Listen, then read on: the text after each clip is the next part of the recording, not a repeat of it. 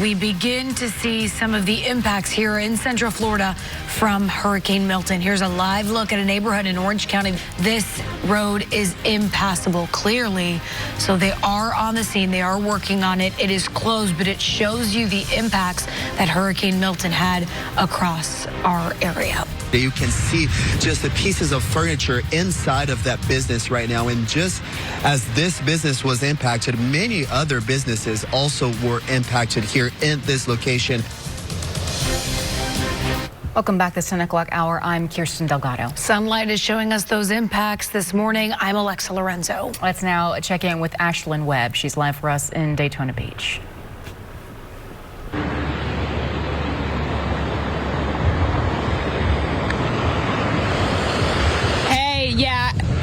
You guys, we are on Beach Street right now in Daytona Beach, and you can just see the substantial amount of flooding in this area. In parts, it can be waist deep. Now, this is an area that is notorious for flooding. We saw it during Ian, we saw it during Nicole, and it is just, it's crazy to see it out here. Now, we've been seeing cars trying to drive through this area. It is definitely not advised because I mean, these cars could stall out any minute now with the kind of water that we're seeing. We're also seeing people out in the water, like you can see behind me. That's not advised either. We don't know what is in this water. It could be sewage water. It's clearly gross and dirty. There's debris in it. And, I mean, the conditions are still picking up here. It's still windy. And the other concern that we have right now is we are just a couple feet away from the Halifax River. And that river, we are concerned, could rise with high tide that is expected around 1 or 2 o'clock today. So we don't know if the flooding could get worse in this area around Beach Street. Now, the bridges in this area, too, that's the Main Street Bridge. It is still closed. It closed yesterday at 9:30. So you're not allowed to cross that bridge.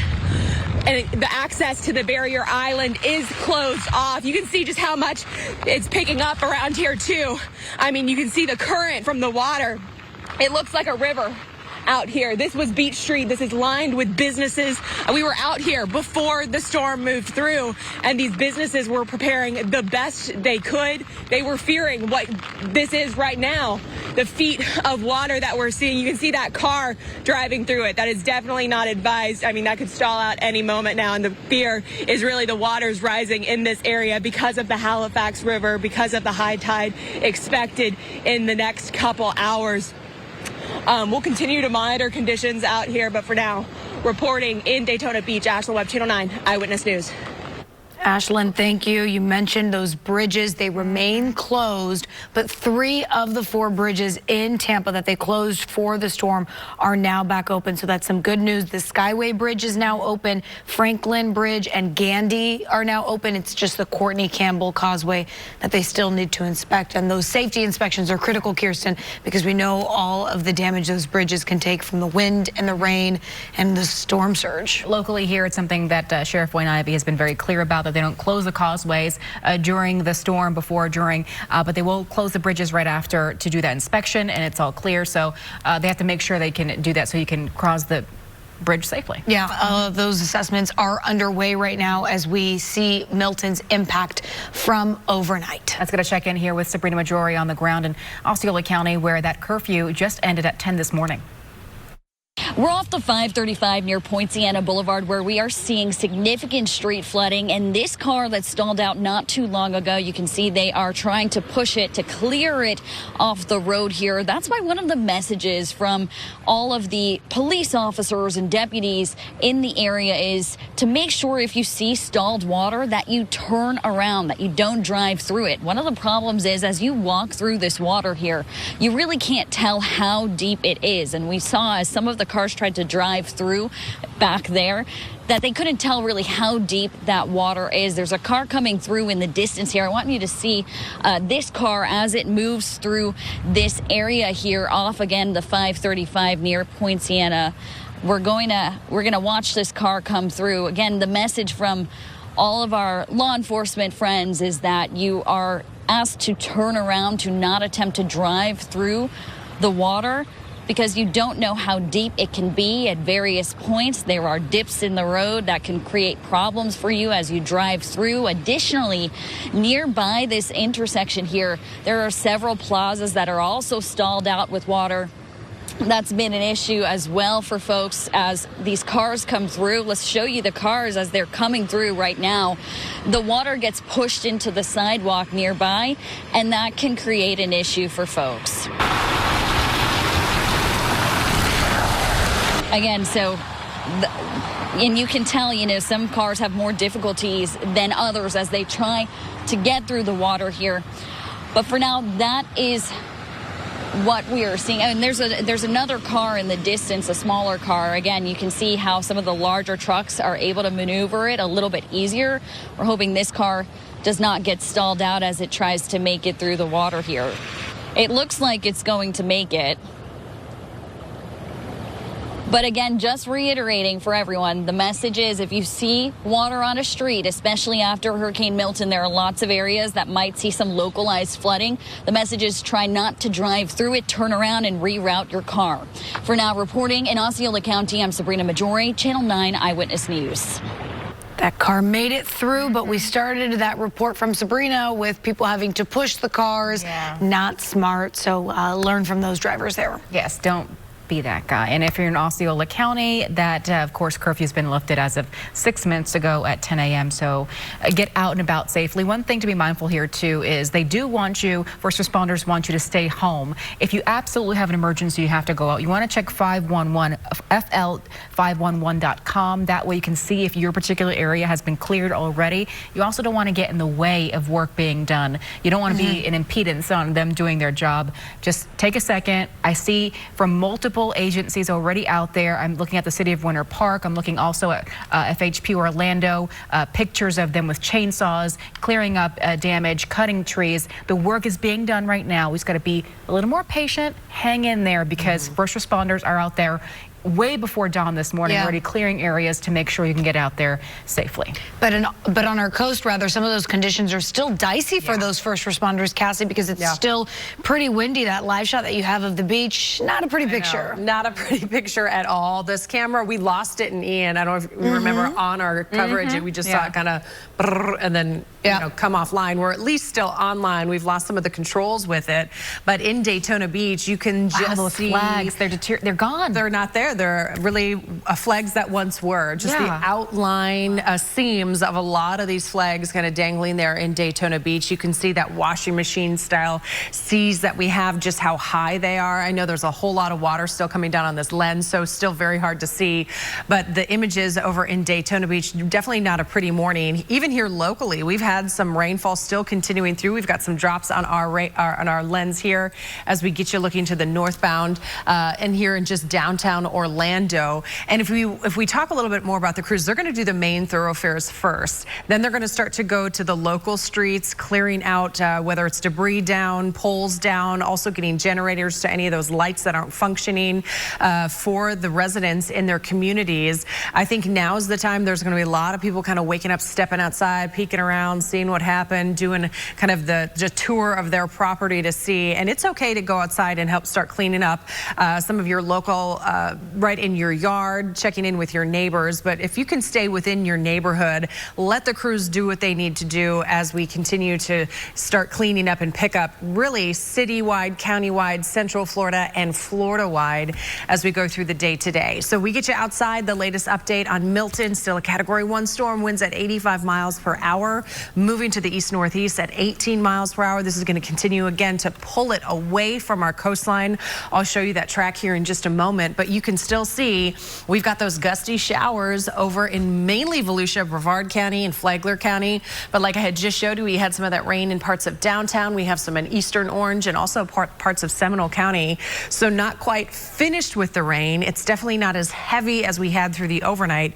We had some very, very large totals, which I'll show you those numbers as well here in just a moment. But let's show you that track. It is headed away. It is headed out to sea as expected to stay as a hurricane through this afternoon. afternoon and then kind of become a remnant. It'll get absorbed in somewhat of a front. It'll actually, that same front will help bring in some drier and cooler weather for us as we go through the next couple of days. Again, I know those who don't have power are not seeing this on their television, but they may be listening to us on our partners at WDBO on one of their battery operated radios. At least the weather is going to shape up decently for those without power and for those without air conditioning. But I want to show you some of the numbers of the rain. We were talking about that localized flooding up in parts of Volusia County. Look at this, I-95 up to the beaches, stretching back towards I-4. We have very heavy rainfall, but this stretches all the way back down that I-4 corridor. It doesn't stop in Central Florida and goes all the way down towards St. Pete, Tampa area. And if we just did a couple of these pixel queries, again, this is radar estimated rain totals in the last 48 hours. Most of these numbers are a foot or more. We're talking 12, 13, 14, almost 15 inches of rainfall. And again, this is why we're seeing some of that localized flooding. This is going to lead to our local creeks, our local rivers starting to climb, swell, crest, and potentially flood, something we mentioned in the St. Johns River. But then also, we had some major wind gusts through the overnight. Over in Brevard County near the Kennedy Space Center near Playa Linda Beach, again very close in location, 92-mile-per-hour wind gusts. Daytona Beach, peak wind gusts of 87 miles per hour, as well as what we had at OIA. Still currently tracking 20, 35-mile-per-hour wind gusts. And as we go through the day today, a lot of our tropical storm warnings, hurricane warnings will start to disappear, but I wouldn't be surprised if we see them replaced with wind advisories, and it'll be on the windy side as we take you through this afternoon and into our evening hours. But again, just a sample of what we can expect as we go through the day today. We're going to see the winds really stick around in that breezy, gusty variety through lunchtime, starting to wind them down late afternoon and into the evening. We'll have mostly cloudy skies, generally dry as well, with temperatures in the mid-70s. And look at this 7-day forecast. It's going to be beautiful with the overnight temperatures in the 60s starting tonight, and each and every night of this upcoming week we've got those 60s. Afternoon temperatures you can see peaking in the 80s. So for recovery mode and for cleanup mode, we've got some pretty decent weather headed our direction. Also for those with AC that we mentioned, we have some pretty decent weather as well. Now I want to take you again back to just the nuts and bolts of where Milton is. Off our coastline, just off the east, 85-mile-per-hour winds. It's going to continue to move off towards the east, and here in Central Florida we will have noticeably improving conditions as we take you through the remainder of this afternoon and into the evening. Kirsten and Alexa. Cassie, thank you. And Channel 9's Sam Martell is live for us in Daytona Beach. Yeah, she has been out on our coast for the entirety of this storm. Sam, how's it looking now with the sun up? Yeah, Alexa and Kirsten, you know, we made our way south down here on A1A. We're at A1A and Dunlawton Boulevard, and we've really just seen some minor damage. We've got a pipe burst over here. Not sure exactly what that's from. I do want to warn people to be careful in a lot of these intersections on A1A because a lot of the traffic signals are out. So definitely make sure you're stopping, checking all the ways before making your way through these intersections. We do have some debris down over here. A sign fell off of this building, Pirates Cove, or more so was ripped off of this building. So we do have an ambulance trying to make way through this intersection. It's all the way here. But for the most part,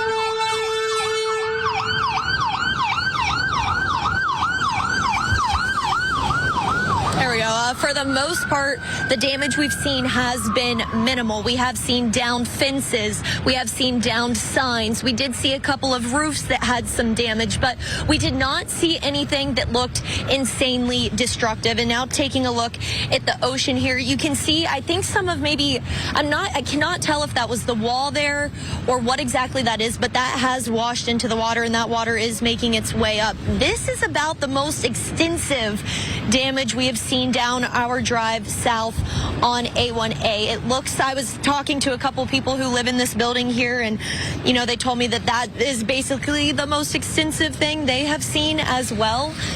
So it seems, I also checked on one of the parks around here, and the damage was also minimal. So it seems that Daytona Beach fared okay from what I have seen. I know there's been some issues inland, flooding. We haven't seen too much standing water around here either. So it seems that Daytona Beach fared maybe better than some people thought it was going to be. So far so good. Minimal damage that I've been able to see. But for now, live in Daytona Beach, Sam Martello, Channel 9 Eyewitness News. So tough. That area really took a beating from Hurricane Ian, and to have it be in a similar position, not as bad, thankfully, but to see all the work that they just did, you know, having to go at it again is a tough reality. Stay with us. We have some new updates from the Florida Highway Patrol on some road washouts. We'll have that for you coming up after this break. You're watching Eyewitness News right here as we continue to track Hurricane Milton. 10:18 on this Thursday morning. Thank you for joining us. I'm Kirsten Delgado. And I'm Alexa Lorenzo. Many of you are now waking up and sending us some pictures of flooding or damage to your area. That includes in Deltona, near DeBerry Avenue, and in I-4. And Channel 9 anchor Darlene Jones joins us live in studio. Darlene, what are you seeing out there? Well, Kirsten and Alexa, just after sunlight, a viewer sent us this video you see here behind me that gives us a really look at the flooding they're experiencing. This is just off Cloverleaf and Cooper Beach Boulevards in Deltona, as you shared. You can see here the water that is built up here, and really you can get a good perspective as you see how high it is compared to the fence here in the backyard of this neighborhood. It's now backed up into the yards from a nearby retention pond in this neighborhood, and some of this water rising up to the fences, as I said, here in the backyards in the area. This area, again, right off I-4 near DeBerry Avenue and the Deltona area. Kirsten and Alexa.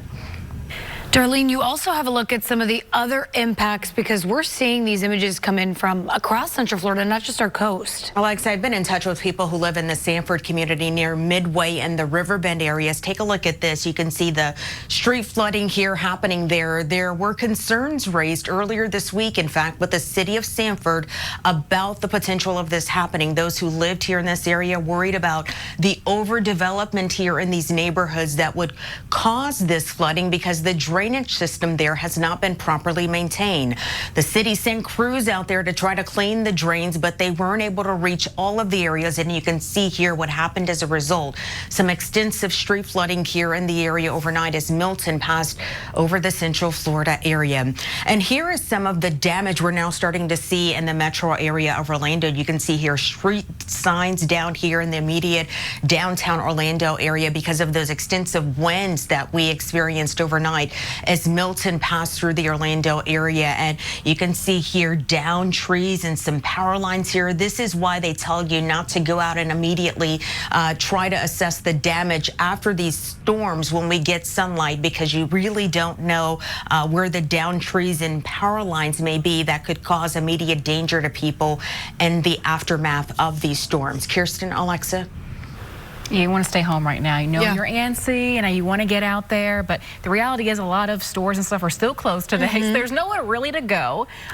Take your time. I know one of the sheriffs of, I think it was Hillsborough County, was saying, hey, take the day just to relax. You know, if you don't have power, I know it's frustrating, but hope you have some board games and some entertainment, because the reality is you don't want to get in the way of that cleanup and you don't want to be hurt because of it. Unfortunately, historically, there are always deaths post-hurricane because of incidents like this, where you go out too early, you can't see debris, you get hurt, and it's 100% preventable. So if you're listening to us because you have a battery-powered radio, stay home. We're here with you. Just hunker down, hang in there a little bit longer. Yeah, and while you hunker down, we have crews out and about doing all that repair work. Here's a live look at the Turnpike southbound. This is right near Hancock Road, and we received these pictures within the last 5 minutes from the Turnpike. Take a look at this washout. Again, it's the Turnpike southbound right at Hancock Road. You can see a chunk of that far right southbound lane just gone, but they already have heavy machinery out working to make this repair.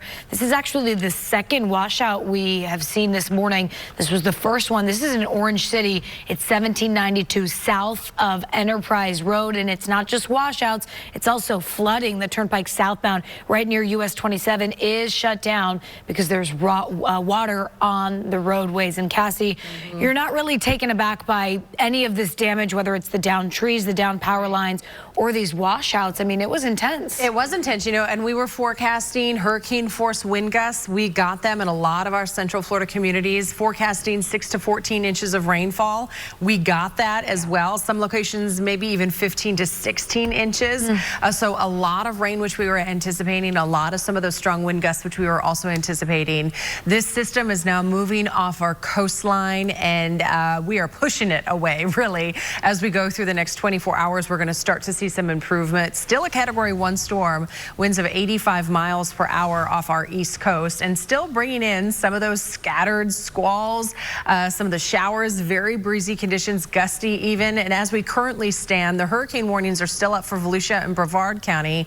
Tropical storm warnings still up for Flagler, Lake, Seminole, Orange, Osceola, and extending further southward. I anticipate these to eventually expire as we go through the day. They'll probably get replaced with a wind advisory, which I've actually already seen happen over in Marion County. A wind advisory is in place, and that goes until 8 o'clock as we anticipate these wind gusts to stay elevated, staying at around up to 30, 40 miles per hour at times. But look at the levels that we had through the overnight. Again, 85, 90, 92 mile per hour wind gusts in some of our communities. The highest ones over near the Cape, the Kennedy Space Center there, 92 mile per hour wind. At OIA, 87 mile per hour wind through the overnight with this storm system. Where we currently stand on some of these wind gusts, you can see 20, 35 mile per hour wind gusts is where we are. Earlier this morning, still in parts of Brevard County, that was through like the 4 or 5 o'clock hour. We still had 70 mile per hour plus wind gusts. Now starting to see that drop, and just at around 9 o'clock over in Volusia County, still over 55 mile per hour wind gusts,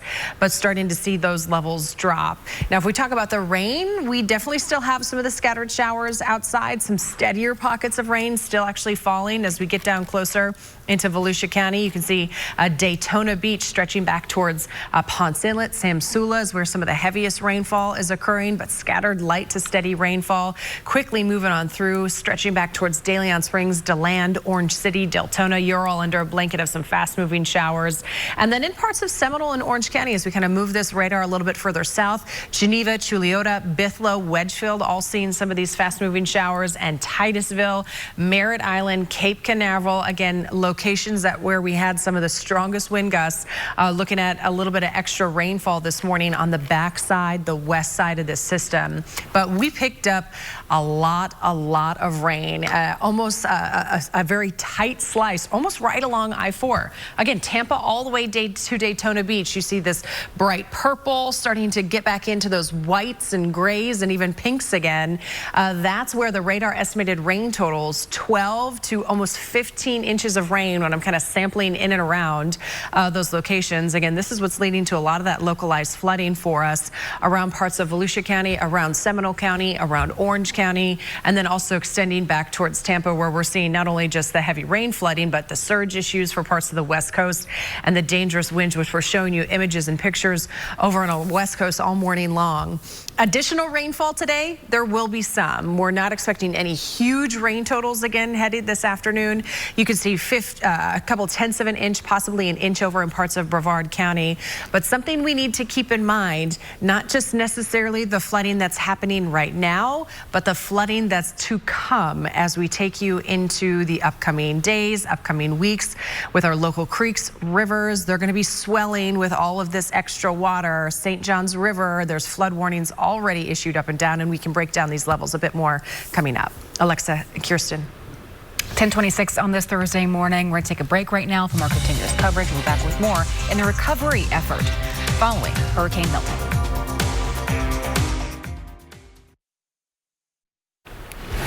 10:30 on this Thursday morning. Thank you for joining this continuous coverage here on Channel 9. I'm Kirsten Delgado. And I'm Alexa Lorenzo. This morning with the sunlight, we're getting a lot of pictures. People dealing with flooding, people dealing with downed trees, and a lot of it's coming from Seminole County. Yeah, it's something that's pretty consistent there with the lakes, especially Lake Monroe, always tends to flood. So let's get over to Jeff Deal, who's live for us in Altamont Springs. It looks like a neighborhood there is dealing with a serious amount of water this morning. Jeff.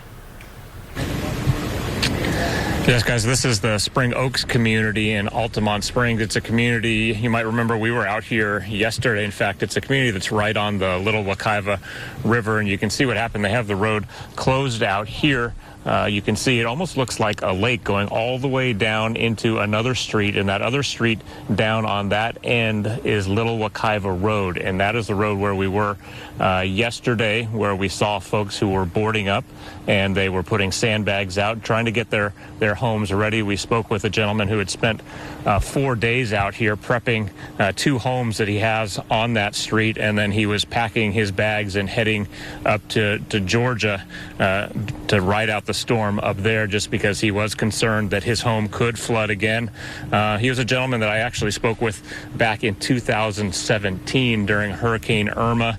He had between 8 and 12 inches of water inside his home, and he'd lived there for several years, and he said that was the first storm in 2017 where they actually started to get this flooding from the Little Wekiva River, which is directly behind all of the homes in that neighborhood. Since then, they have had flooding during other storms. The last time they had flooding was 2 years ago during Hurricane Ian. We did see a Seminole County Fire Rescue high water vehicle cruise through the neighborhood just a short time ago. We don't know if there are folks in there who rode out this storm who can't get out of their homes at this point. That's something that we're going to be looking further into as we get in here throughout the day. But we're looking forward to trying to talk to some of the folks who live right around here, and perhaps any of the folks who may have tried to ride this out. But we'll keep you updated and let you know what else we see throughout the day as we continue to look at, see what's going on in this neighborhood here in Altamont Springs. Reporting live in Altamont Springs, Jeff Deal, Channel 9 Eyewitness News. So many people heading out this morning to look outside and go, oh, yeah, right in front of my home, I can't get out. You know? Yeah, but a lot of people, not only in Seminole County, but across Central Florida, really heeded those warnings, and they put those sandbags in front of their doors, so we're hoping that they did the job. And those warnings were especially important on the coast. We actually have a Sheriff Mike Chitwood live for us on the phone right now. Sheriff Chitwood, as you're heading out, I saw a video this morning you posted on Twitter of you driving around and kind of assessing things. What have you seen out there so far? Yeah, around 2 o'clock this morning, the lid just came off. Sheets and sheets of rain. The wind picked up big time, and then the calls started coming in for people trapped in their homes. So we broke it into 2 categories. Category 1 was medical emergency, those who are imminent danger of serious vital injury or death from the floodwaters. And then the other group were people who have water intrusion but just wanted to get out of their house. So far, we've done about 60 rescues. We have another 50 in the queue to go out and get.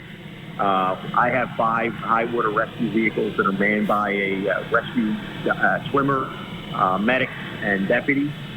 Fish and FWC has been fantastic. They've given us a ton of resources. The National Guard is stationed here. I want to thank the governor for that. They have 15 high water rescue vehicles, so we're in the process now of extracting those individuals and getting them to a shelter.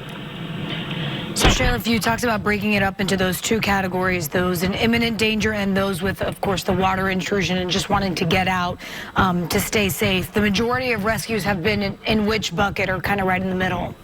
They have been in the people that want to get out. They suffered water intrusion, and there's no way they can drive out of their home without a high water vehicle getting into their neighborhood. What's interesting to note is emergency management prepared us to think like Hurricane Ian. And if you flooded during Ian, or you came close to flooding during Ian, you were going to flood during Milton.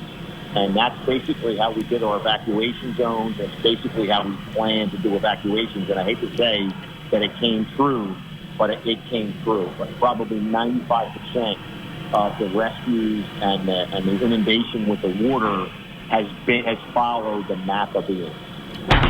I do want to ask Sheriff Chitwood, in Orange County, we did see some people refusing the help from deputies. There was a neighborhood specifically in Orange County where deputies were walking through it, some areas chest-high water, and residents refusing to come out of their homes and refusing the help. Are you seeing any of that in Volusia County? We did not see that here. We also had 62 properties on the beach side that were declared structurally unsafe. We visited all 62 residents 2 days in a row, and 60 of them evacuated. So all of the rescues that we're doing are because people are calling us. It's not us being proactive. But we did have a mandatory evacuation in certain areas of the county, and people said, thank you, I'm staying. In Volusia County, the curfew is lifted, so people are able now to get out on the street. But that message continuously from all of our agency leaders, Sheriff, has been take a chill pill, wait it out, because those streets are flooded. Streets are flooded, power lines are down, trees are down, bridges can fail. We have a series of bridges out on 415 that they patched them up together after Ian, and here we are back again where the structures are completely covered in water, and nobody knows when you drive over them if it's still in fact there. So you really have to be on guard, and probably what we're going to do later on today is issue another curfew for tonight from 9P to 5A to give the crews a chance to get out, get the debris removed from the roads, check those bridges out, and then hopefully Friday morning everybody come out slugging and try to resume life as much as possible. All right, all in the name of safety. Sheriff Chitwood, thank you. We'll continue to check back with you as your deputies and yourself make your way across Volusia County. Yeah, thank you, Sheriff. Thank you very much. Thank you. And getting from Volusia County to Seminole County, where we find Channel 9's Q and K live for us in Altamonte Springs in the Shadow Bay neighborhood. Q, last time we spoke with you, you said you were trying to talk to some neighbors there. Of course, this is now kind of famously the neighborhood where a woman actually clogged a drain pipe there, filling it with concrete, and was ordered by a judge to actually to remove, of course, that concrete, though that did not happen ahead of the storm. So have you been able to talk to anyone about what they're now experiencing as a result of her actions coupled with a hurricane? Yeah, they're annoyed, they're frustrated, they're angry. The list goes on, Kirsten. The woman we're talking about, her name is Diane Goglis, or Goglis. She actually lives right behind where I'm standing right now, and everybody's been coming out and taking video of all of this flooding this morning. They say this is the worst it has been, guys. They've had flooding here before, as we've mentioned, when it comes to the Shadow Bay community here in Altamonte Springs. And as a matter of fact, we're about a mile and a half away from where Jeff Deal is live. So when we talk about how there's a lot of issues in Seminole County, you're looking at the proof right now. And here's a resident throwing up the peace sign, making his way through the water here this morning. What do you think, bud? You mind if we talk for a second? What do you think about all of this mess, man? It's a cluster, needs to get fixed. Yeah, it's a pain. I'm going to get my truck right now, actually. I got you. Yeah. So. You know, we've been covering this story for so long now, since April to be exact, and is it fair to say this is the worst it's been? Probably. A couple of neighbors have pumps, so it made a big difference. So it changed a lot, but for a while it was bad. Like, I mean, this is about the lowest car that could go through it. Gotcha. So, yeah, I'm going to get my truck now and then go see where the rest of the mess is. I'll let you be. Yeah, man. Thanks for stopping. Have a good one. Yep. Thank you. Yeah, and that's basically the sentiment we're getting from all the residents out here. I will say he's right. The water was a little bit higher about, 2-3 hours ago. But it's still high right now. It's still high right now as it stands. So Kirsten was talking about what's happening here a moment ago.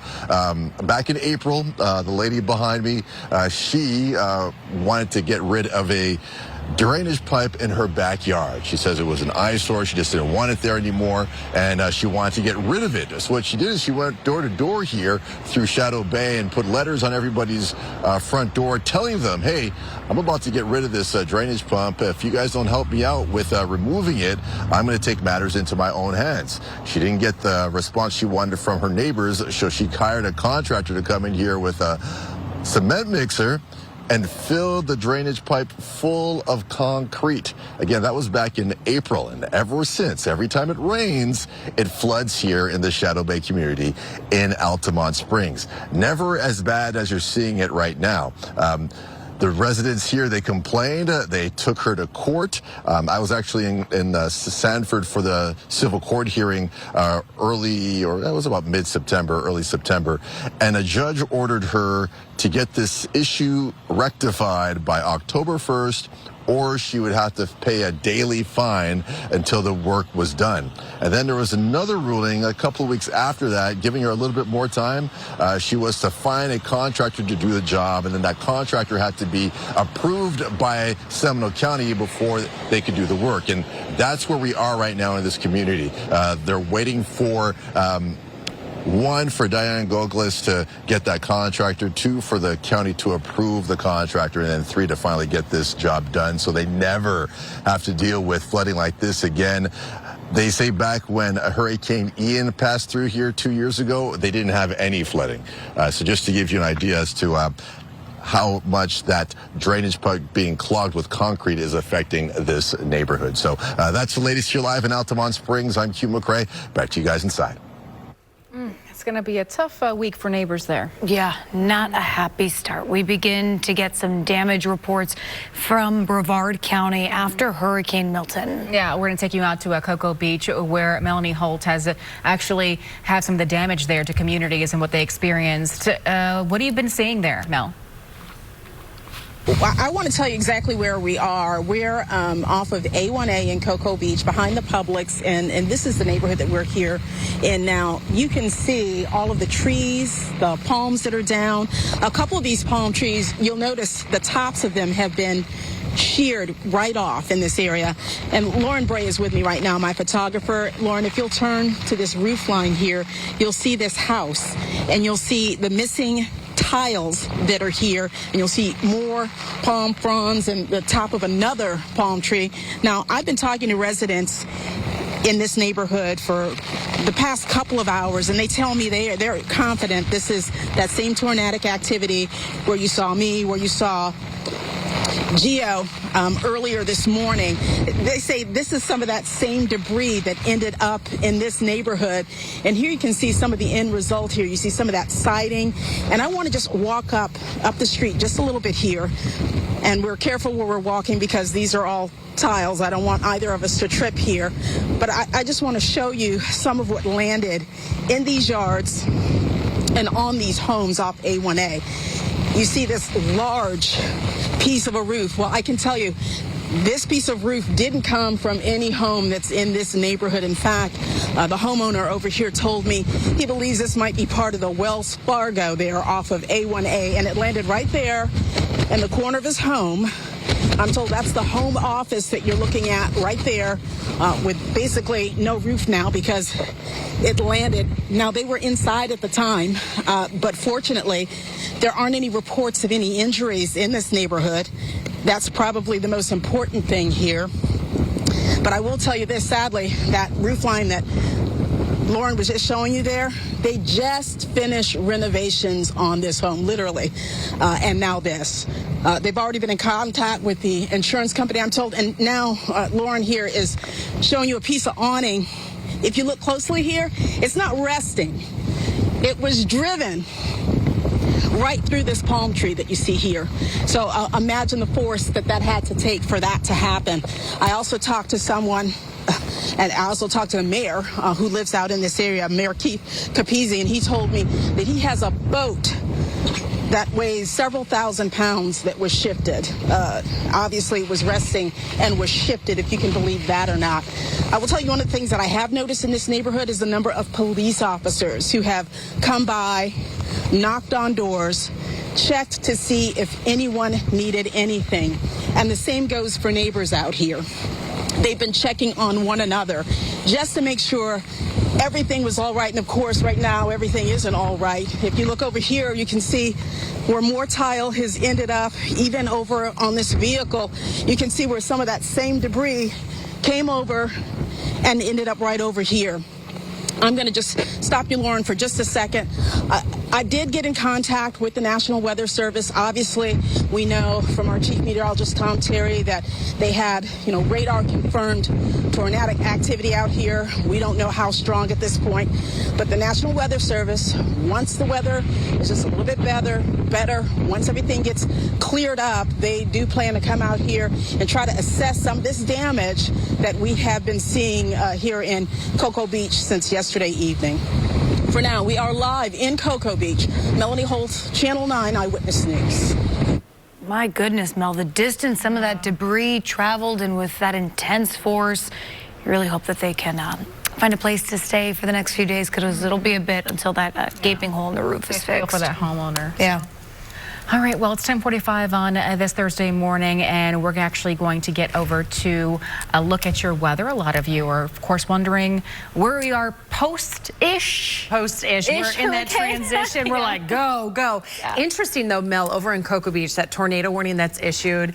Just listen to this. The National Weather Service out of Melbourne, which typically does most of the warnings for our viewing area, we kind of get a few from Jacksonville and Tampa as well.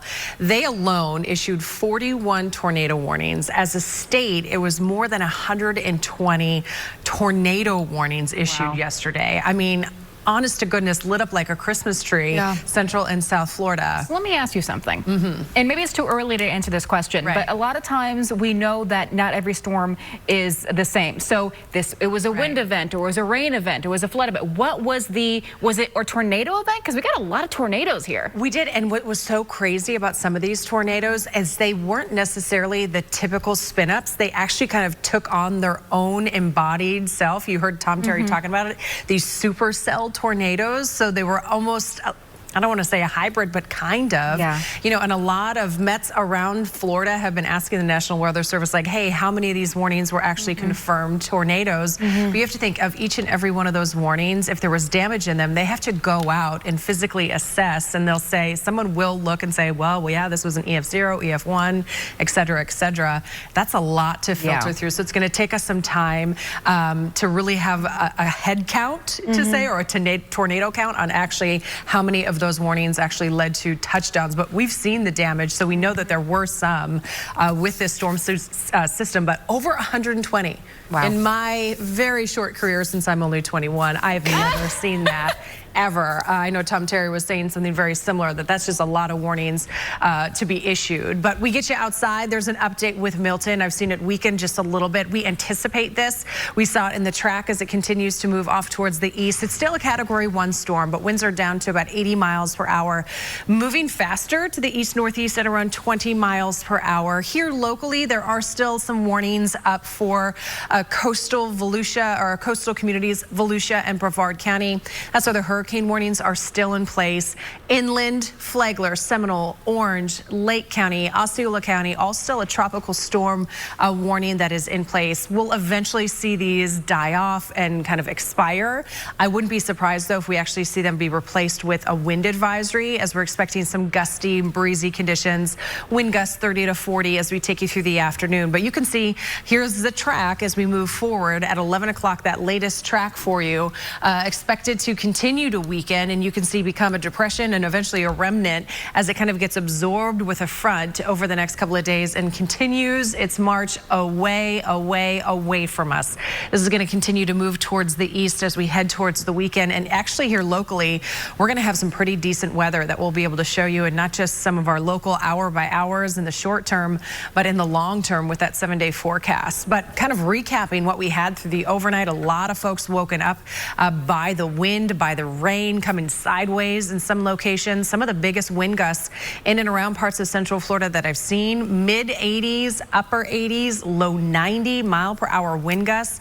As we get over towards northern Brevard County, that's the biggest number that I've seen so far this morning for our local area. But Daytona Beach near OIA, we had a wind gust of 87 miles per hour, 86 in Ponce Inlet. So some big numbers out of the winds. Things have definitely started to die down. As we get over to the coastline, we still have those wind gusts in that 30, 40 mile per hour range. You can see in Orlando, we've had a last recorded wind gust of about 25 miles per hour. Ocala, a 21 mile per hour wind gust as well. And as we go through the remainder of the afternoon, you can see kind of there's this fuchsia color right along the coast coastline. That's where we'll have the strongest wind gusts and anywhere, again, 30, 45 mile per hour wind gusts possible as we head towards the afternoon. Come tomorrow, that fuchsia goes away. We start to see more normal but breezy conditions with winds coming off the water for us. But as we go through the afternoon, more counties will be kind of included in this tan color. Up in Marion County, the wind advisory that goes until 8 o'clock. Again, as we anticipate those wind gusts 30 to 40 miles per hour. But take a look at our hour by hour locally in Orlando. You can see the wind icon here on the map through lunch hour. We get towards the late afternoon, early evening hours. The winds anywhere from 15 to about 20 miles per hour. We'll have mostly cloudy skies. And again, a few of those brief showers will be possible because we are tracking still some of that rain. Not only do we have the gusts over near the coastline, that's also where we have the majority of some of the last signs of the showers kind of on the far western fringe of the system, but lots of Volusia, Brevard County is still getting some of that wet weather. Zooming down a little bit closer, you can see most of it south of Daytona Beach, but near Oak Hill, we've got some pretty steady rainfall. De Leon Springs is picking up some wet weather. Areas of northern Brevard County, Port St. John, again, the Cape up towards Titusville as well. We even have some of those scattered light showers moving right into the metro again. You've got some of the fast moving rainfall, Orlando, Winter Park, Baldwin Park for us as we get you into the afternoon. Our rain, it's going to be winding down. Coming up in just a little bit, we'll take you through some of the rain totals that we had through the overnight because we had some real big numbers. What that means, not just for the local flooding concerns that we're dealing with outside now, but what that means for our rivers as well. Coming up in just a bit. Kirsten and Alexa. All right, 10:51 on this Thursday morning. We'll continue our coverage here of the recovery of Hurricane Milton right after the break.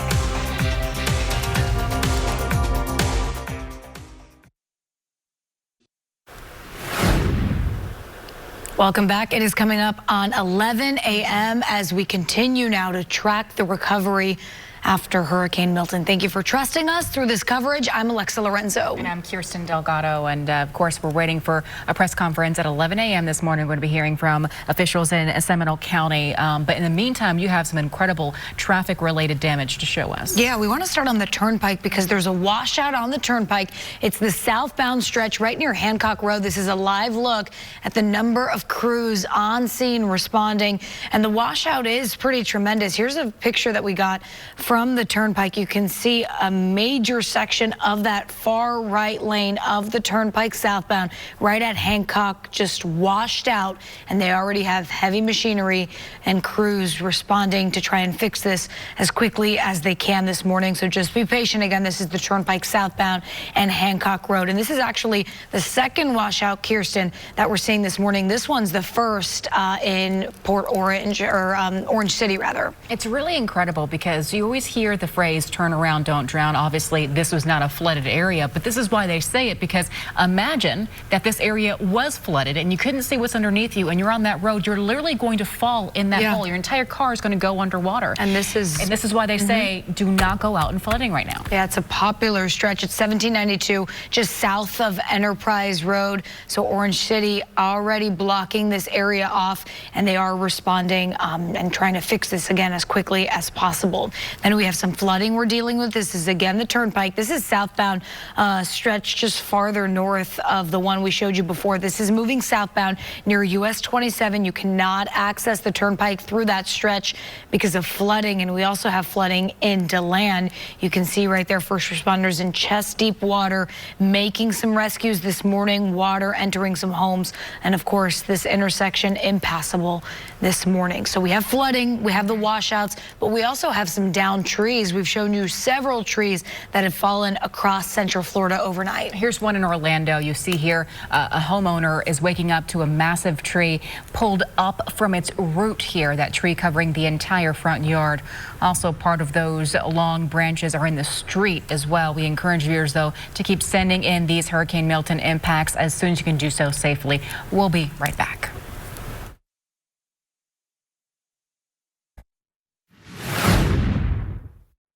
You can see just how much it's picking up around here too. I mean, you can see the current from the water It looks like a river. Again, you can see how some of the larger trucks are able to maneuver it a little bit easier. We're hoping this car does not get stalled out as it tries to make it through the water here. It's a community that's right on the Little Wekiva River, and you can see what happened. They have the road closed out here. You can see it almost looks like a lake going all the way down into another street. 11 o'clock on this Thursday morning as the recovery process begins right here in Central Florida. Thank you for trusting us throughout this hurricane. I'm Alexa Lorenzo. And I'm Kirsten Delgado. We do start with some really unfortunate news, though. Hurricane Milton is moving away from Florida, which is the good thing, but the damage left behind could take days and weeks to actually repair from. And we do have a confirmed fatality in Ormond Beach after a tree fell on a home during Hurricane Milton in the overnight hours. It's really unfortunate news. We did not want to have to bring you this morning. And as we continue to get updates from first responders, officials tell us water rescues are underway right now in Ormond Beach with 41 calls in the queue. Those non-emergency rescues started at sunrise. Beach Street is one of the hardest hit areas in Volusia County, and we also have a washout on Highway 1792. So we have our Ashlyn Webb out on the coast for us this morning. She joins us live in Daytona Beach. When we last checked in with you, Ashlyn, we had lots of flooding and people out and about. I know it's difficult to hear us, so take it away. Yeah, and we are still out here on Beach Street. Actually, just moments before you guys tossed to me, this car just stalled out. The driver was pushing it through the water here. It is definitely not advised to drive through this mess. You can see in parts it is waist deep. The flooding over here, this is as close as I'm getting because, as you guys know, with these floodwaters, they're gross. We don't know what's all in it. Salt water, sewage water, who knows? It's gross. But we have seen a lot of people trying to cross through this area, and as you just saw, a car that stalled out, the driver having to push it through. We've also seen folks swimming in the water, a bunch of teenagers. Like I said, it is really gross water out here, but the big problem is this bridge over here. There's one person that just crossed over. That looks like to be somebody with one of the power crews here. But the bridge right here, that's the Main Street Bridge. It is still closed. It closed yesterday at 9:30. There is no access to the barrier island. They are telling people not to cross because people on the other side of the Intracoastal Waterway, if you drive over this bridge, this is what you're going to be stuck in. You don't want to cross over. It's just not worth it for your car, for your safety. And you can see another car crossing through it right now. Now, Beach Street, of course, as we know, is notorious for flooding. It flooded during Ian. It flooded during Nicole. I just spoke to the EMA director. He says that the flooding around this area is it relates a lot to Ian. We're also hearing, too, about fatality, at least one confirmed fatality, like you guys were saying. We have seen trees down reported around the area.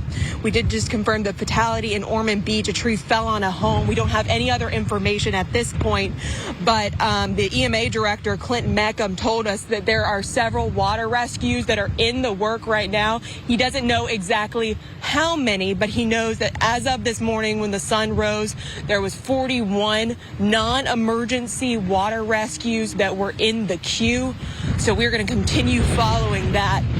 But really the conditions out here, we don't know about how bad the flooding is going to get out here because the Halifax River is just a couple feet away from me. High tide is expected at 3 p.m. So with that, the flooding could rise over here in this area. But we're going to toss it back to you guys. Actually, I want to show you that car that stalled out. There's work being done on that car now, so you don't want to be stuck in that situation. But we'll continue to follow conditions, and we're going to toss it back to you guys. Alexa? Ashlyn, thank you. We take you now to Seminole County, where a news conference is underway. Listen in. Creek, Howell Creek, and the Little Econ also had major flooding. Those tributaries will go to the St. Johns River. The St. Johns River is not forecasted currently to crest.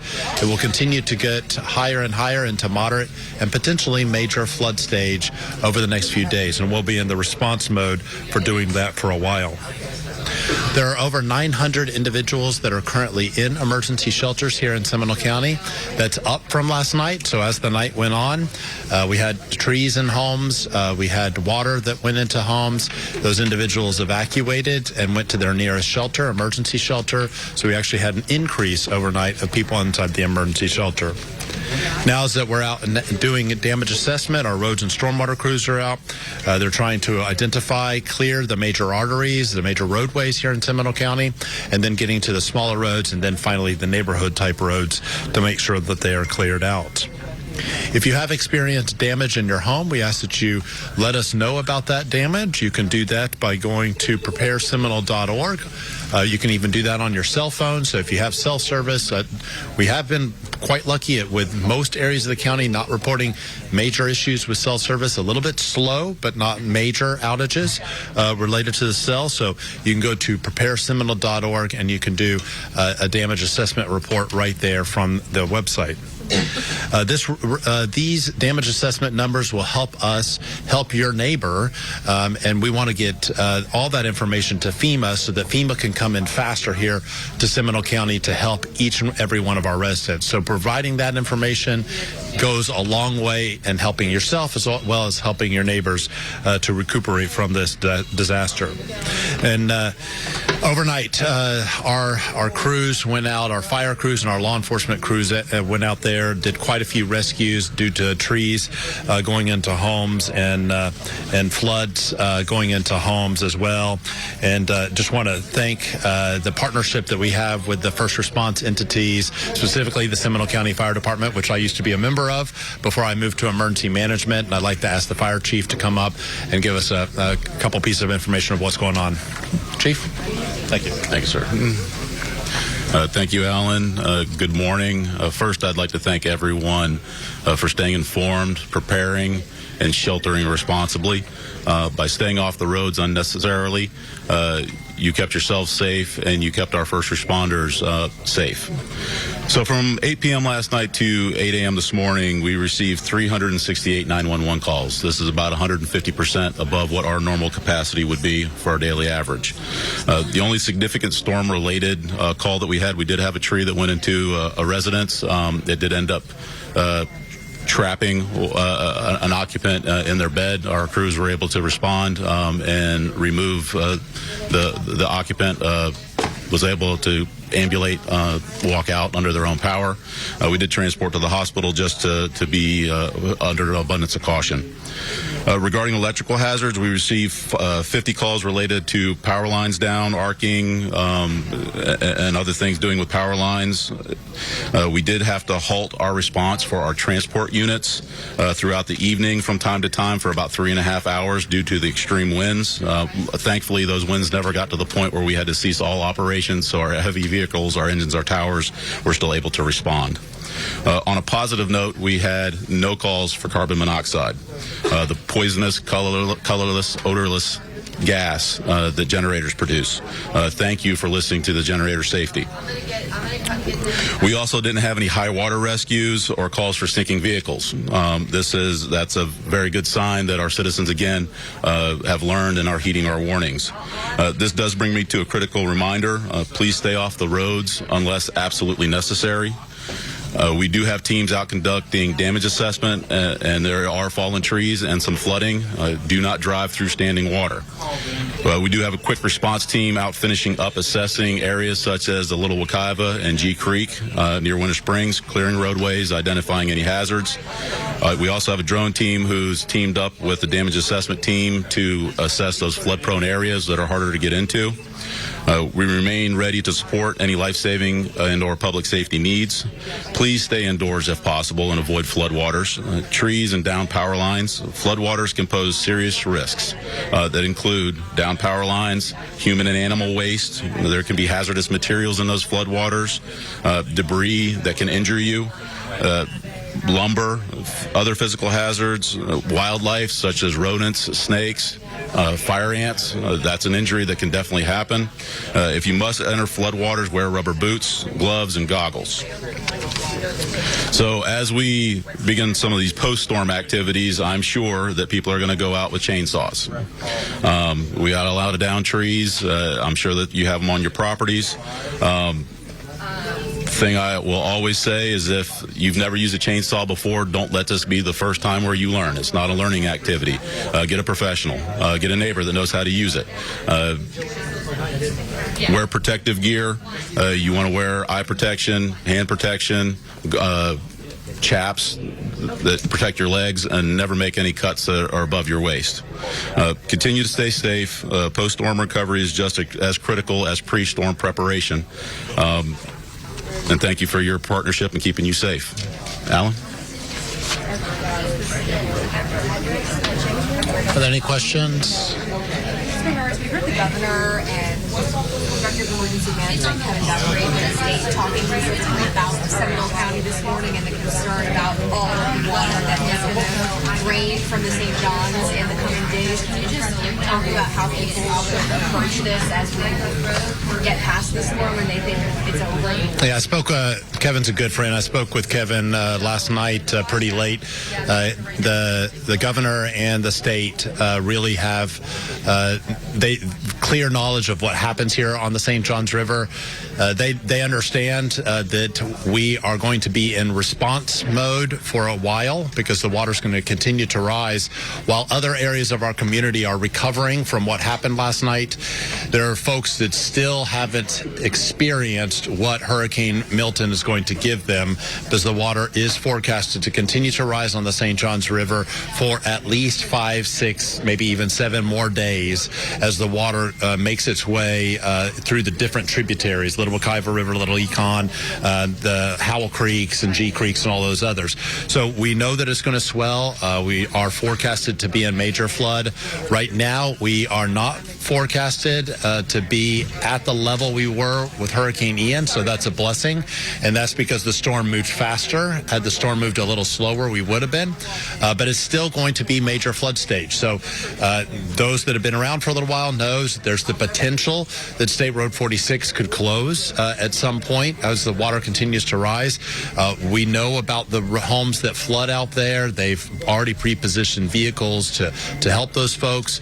So doing some things there, but today we're actually, ironically, while people are taking their sandbags down, we're talking about opening up sandbag locations where people can get sandbags for the St. John's River. So we're going to be doing preparatory in some areas of the community and response and recovery in the other sections of the community. Do you think the sandbag locations will be open tomorrow? We are, yes. We're pushing them today, so it is kind of difficult because we're clearing roads, we're trying to get traffic signals up and operational. Located press conference in Seminole County with the Emergency Management Director there, Alan Harris, being very clear that the main issue they have there, like they had with so many past hurricanes, especially with Hurricane Ian, is the flooding of the St. John's River. Obviously, they have a lot of tributaries that will settle there in the next 5 to 7 days. They could potentially be at major flood stage because of those tributaries settling. Most people think, oh, the water's gone, the rain is gone. No, the water settles, and that's when we get over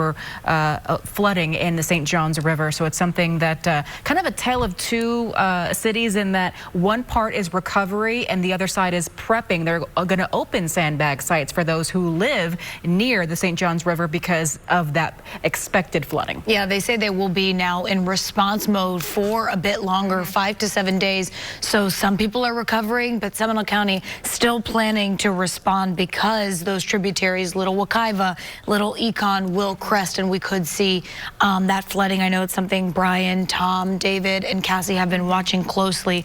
But the good news is in Seminole County so far, they have not had to do any high water rescues. They have gotten some people out of their homes, but it hasn't been those high water rescues that we saw during Ian. Overnight, they helped some people get into the shelters. As of last check, they had 900 people in Seminole County in emergency shelters. Yeah, overnight from 8 a.m. to 8 p.m. they actually actually got, rather 8 p.m. to 8 a.m., they got 368 911 calls. It's 150% above a normal day. One of those calls was of a person trapped in their home, in their bed, by a tree that fell on the home.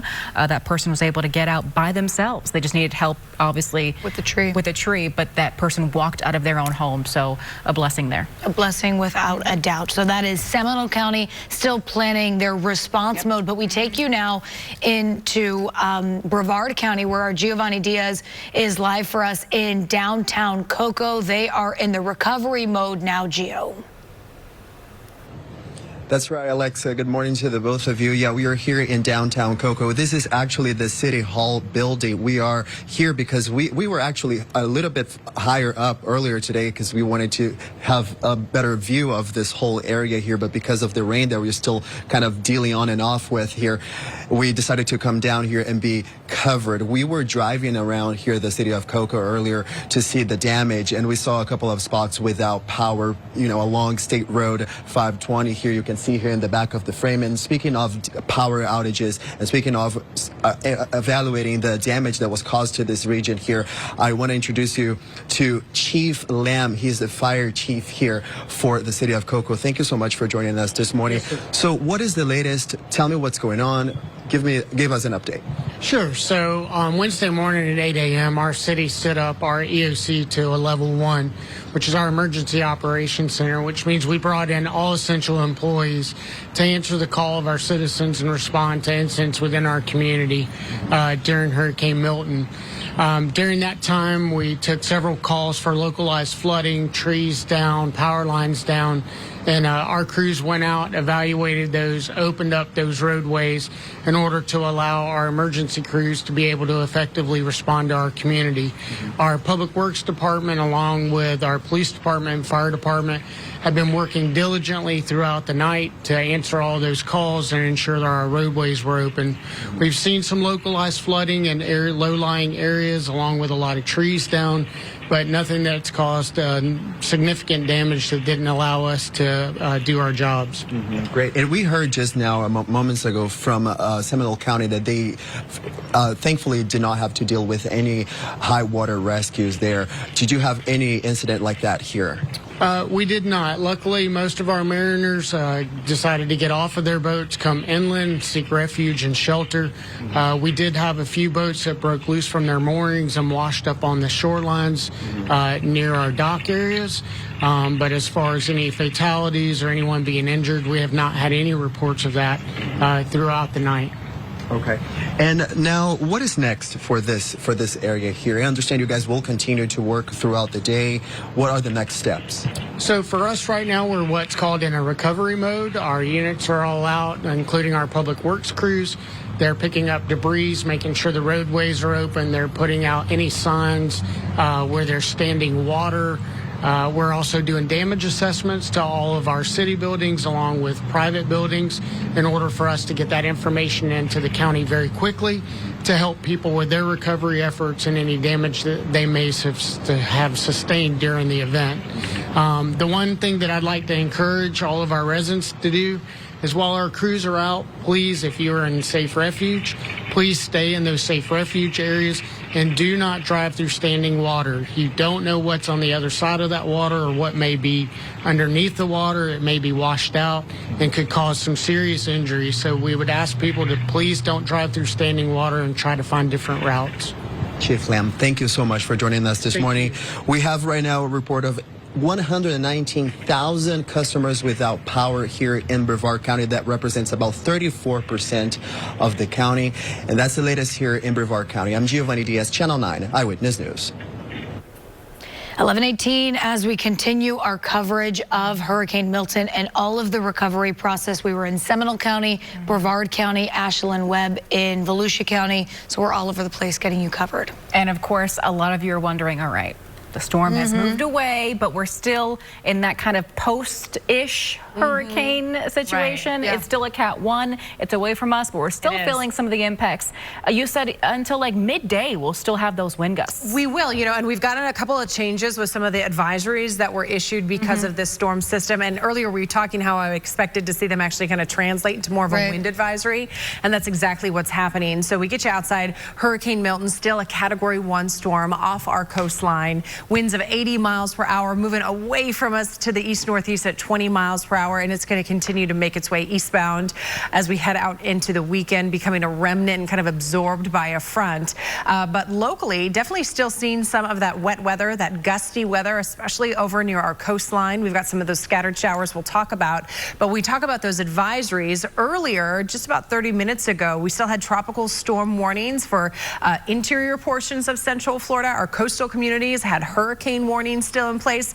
Those have essentially swapped. So now Volusia, Flagler, Brevard counties, you have the tropical storm warnings that are still in place for you. But inland, those tropical storm warnings that were in place have been canceled, replaced essentially with a wind advisory. You can see that denoted there by the areas kind of shaded in that tan color. That means we'll still expect some gusty conditions, just not tropical storm force wind gusts as we take you through the afternoon. So the next couple of hours, a wind gust 35, 40, even 45 at times is possible. And you can see the winds right now. These are some of the last recorded wind gusts that we've had. Again, right in that 25 to 35 mile per hour range. Earlier this morning, though, really as early as 5 a.m., we still had wind gusts over in parts of Brevard County, 70, even 80 miles per hour. And you can see as we go through the day today, we're going to keep those winds elevated, specifically at our coastline. You can even just see it in the color contours that we have there. More of a yellow shading inland at our coastline. We're more of a red, even a little bit of fuchsia right along the sand where we'll have those wind gusts a little bit higher. We get into the overnight hours, still very breezy, 15 to 20, 25 mile per hour wind gusts, and that will continue into your Friday as well. But this is going to help usher in some pretty decent weather as we go through the next couple of days and into this upcoming week. So for those that are without power, obviously not watching us on the good old television, but you may be listening to us on some of our radio partners, WDBO, with one of those battery operated radios. With no AC, you want some decent weather, and very similar to Ian. If you remember, Ian kind of brought in fall for us, and we could actually see that happen for us here as well. So locally, you can see very windy conditions continuing as we take you through the afternoon. Breezy here in the metro. We'll continue those gusts over at the beach. You can see this is the camera, our local beach camera, just to the right of on the right-hand side there, where we've lost a lot of our flags. Still very dangerous conditions at our coastline, but dry air is moving in. I'm also just getting updates on a lot of the preliminary 48-hour rain totals. I glanced. I saw one over 1.5 feet up in Volusia County, so I'm going to work on getting a list of some of those big numbers for you, and I'll have that in just a bit. Kirsten and Alexa. Cassie, another thing a lot of people have been asking about Little Econ, Little Wekiva, St. Johns River. So hopefully we can chat with you about that coming up. Absolutely, yeah, because we did talk about the St. Johns quite a bit, how that river is going to continue to rise and show you some of the numbers, but we'll look into some of those other creeks and rivers as well. Okay, perfect. Thank you. Thank you. We'll be right back here on Channel 9. We'll have new video coming in by the minute to show you of the recovery and exactly what Hurricane Milton caused across Central Florida. We'll bring you more across Central Florida here on Channel 9 after the break.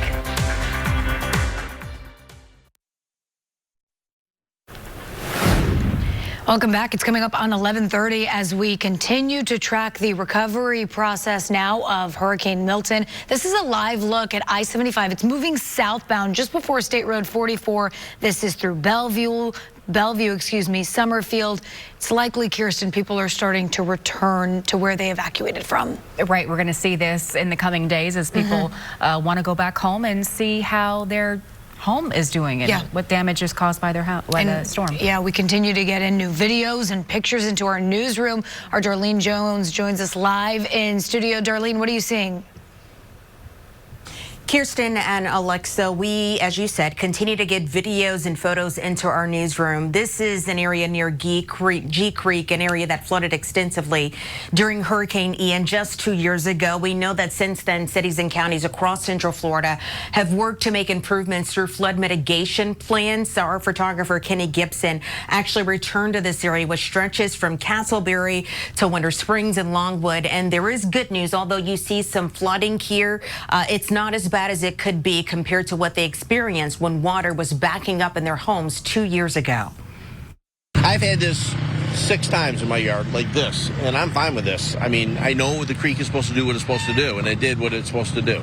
And what does that say to, like, the city, said they did a lot of improvements? They did a lot of improvements. We'll continue to show you these videos and pictures. We'll have more for you just after the break. Our coverage continues just after this. Thank you, Darlene. We'll be right back as we take you across Central Florida for this recovery process.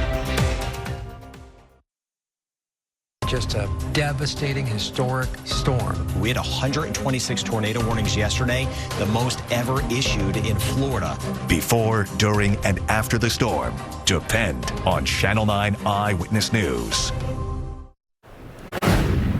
Welcome back. It is 11:30 on your Thursday morning. I'm Alexa Lorenzo. And I'm Kirsten Delgado. And we continue by the minute to get new video in and pictures of the damage that we've seen across Central Florida. And you have quite a picture to show us, Alexa. Yeah, this is from Orlando Police. They are out and about this morning. You can see this massive tree uprooted right here, and East Anderson Street is now closed between South Mills Avenue and South Bumby Avenue.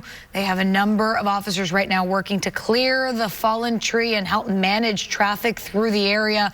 But this is a scene that we have seen, Kirsten, across Central Florida this morning as people get out and start this recovery and pick up. And it seems like this that, of course, first responders are trying to get to remove that. Obviously, with the tree so massive, it's going to take a second to get some heavy-duty tools in there and get that broken down. So this is why they're still asking you to stay at home right now. I know you're getting antsy and you want to get out, but the reality is a lot of stores and stuff is still closed. There's nothing much to do anyway. So just hunker down a little bit more, pack your patience, try to relax a little bit, because you don't want to be confronted with scenes like that outside your door. Exactly, and that's here in Orlando, but we're seeing the same thing along our coast. Channel 9's Sam Martello is showing us the impacts of Hurricane Milton. She's been in Volusia County for us. Here's a look at some of the damage she's been spotting.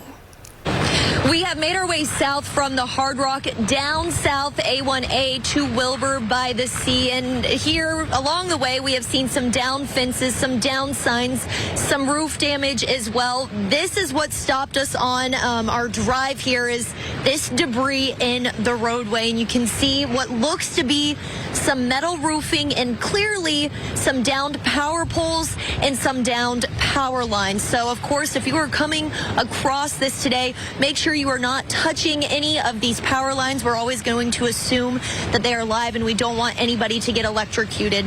So you can see the debris that has flown into the road here. I spoke to some people as we were making our drive down. You know, we saw some signs down as well. One was landed in a parking lot. So I just spoke to the man who lived in that apartment building, and this is what he had to say about what he heard overnight from Hurricane Milton. A lot of wind, considerable rain.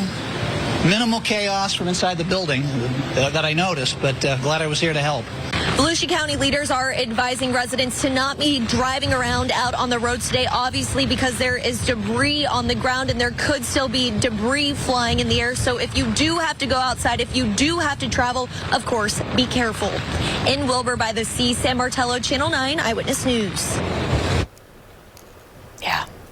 It's tough to, like, you come back and go, whoa, like, we're all seeing this in real time with you. You know, we don't sometimes get early access to what's happening because things are happening in real time. So to see that, it's like, my goodness, you know? Yeah, and we did speak earlier with Volusia County Sheriff Mike Chitwood, and he said because of all the damage they're seeing, the debris on the road, they will likely put in place a curfew once again tonight from 9 at night to 5 in the morning for those crews to have easy access once again to the roads. It all comes back to the thought process we've been hearing from a lot of our local leaders, and that is do not get in the way of their recovery. That's what they're saying. If we put a curfew in place, you'll stay home for sure, at least. Yeah.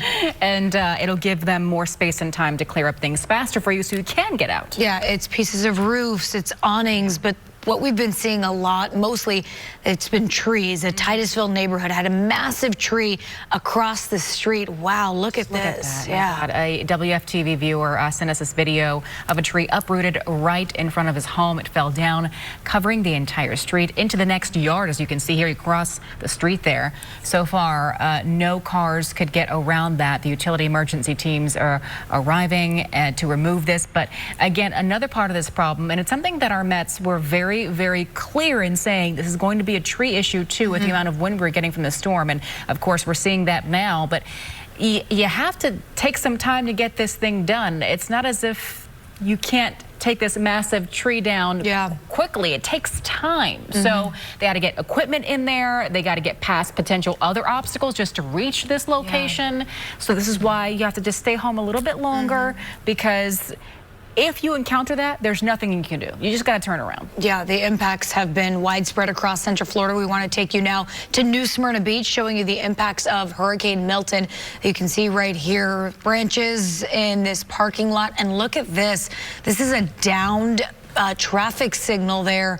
You can see the sidewalk lifted through here. The initial damage assessments are coming in. We also have some flooding through here this morning. The initial damage assessments show, Kirsten, that 87% of customers are without power. It was also found there with localized flooding and moderate amounts of downed trees and utility lines. So, you know, this is a story that we've seen before in past hurricanes, and unfortunately we're repeating as a result of Hurricane Milton. But yeah, to think that 90% of New Smyrna Beach residents don't have power right now is a tough pill to swallow. And the big headline yesterday was the tornado warnings that we saw across Central Florida and really Florida as a whole. We're getting a new video now of some damage caused by a tornado in St. Lucie County. This was taken yesterday, and you can see right here the tornado ripping off part of a building as it soars directly over the camera, debris swirling around.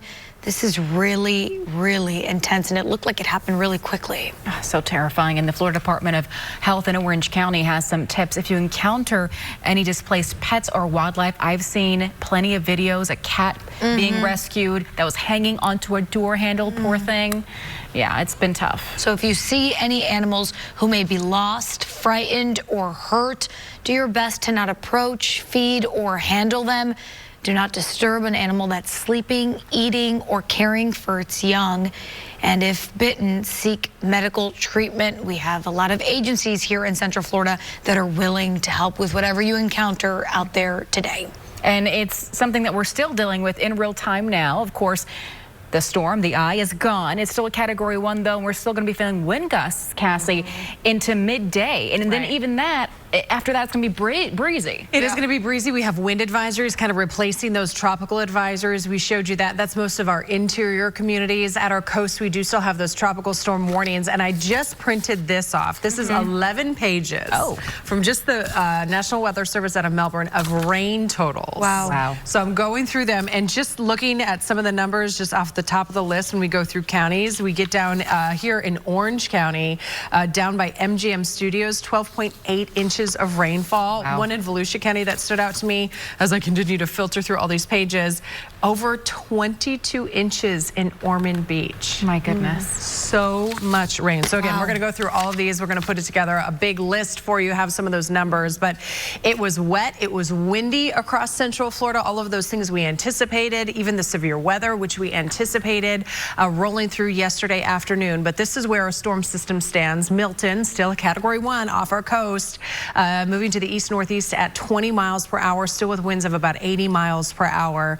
And again, this is continuing to bring us some rainfall, some of those gusty showers over near our beaches, a few of them kind of brushing into parts of Seminole and Orange County as well. Nothing as heavy as what we experienced last night. On the north side of that eye wall, we anticipated the heaviest of the rain to occur, and that's exactly what we saw. But down in parts of Volusia County, again, those gusty showers in Daytona, New Smyrna, Oak Hill, all the way down into into Sharps, Rockledge, extending into far eastern portions of Orange County, areas of far eastern Bithlo getting a little bit of rainfall, and then down near St. Cloud, we've got some scattered showers happening as well. But again, big picture, I was just reading off some of the list of numbers. Our radar can estimate just how much rain we picked up as well over the last 48 hours. And just look at this big purple and white stripe right across I-4, just to the north of I-4. This is where we had some of the biggest rain totals. And again, doing a sample there, a lot of these numbers are coming in 12, 13, 14, close to 15 inches of rainfall. And again, this has to go somewhere. This is leading to the localized flooding. This is going to lead to some flooding on some of our local rivers and creeks.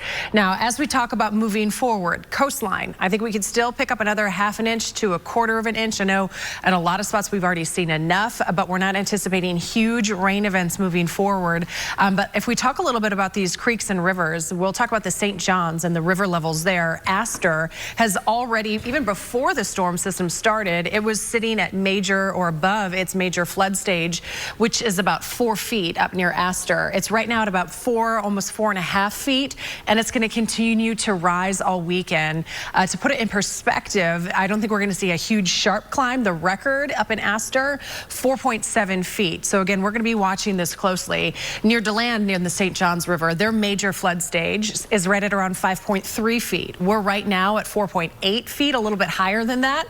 We're expected, though, to reach that 5.3, that major flood stage, by as early as tomorrow. We head a little bit further south, Sanford and Lake Harney. You can see the numbers there. Major flood stage in Sanford is about 8 feet. We're right now at about 5.4, but it's going to be rising all weekend. And near Lake Harney, the major flood stage is at about 10 feet.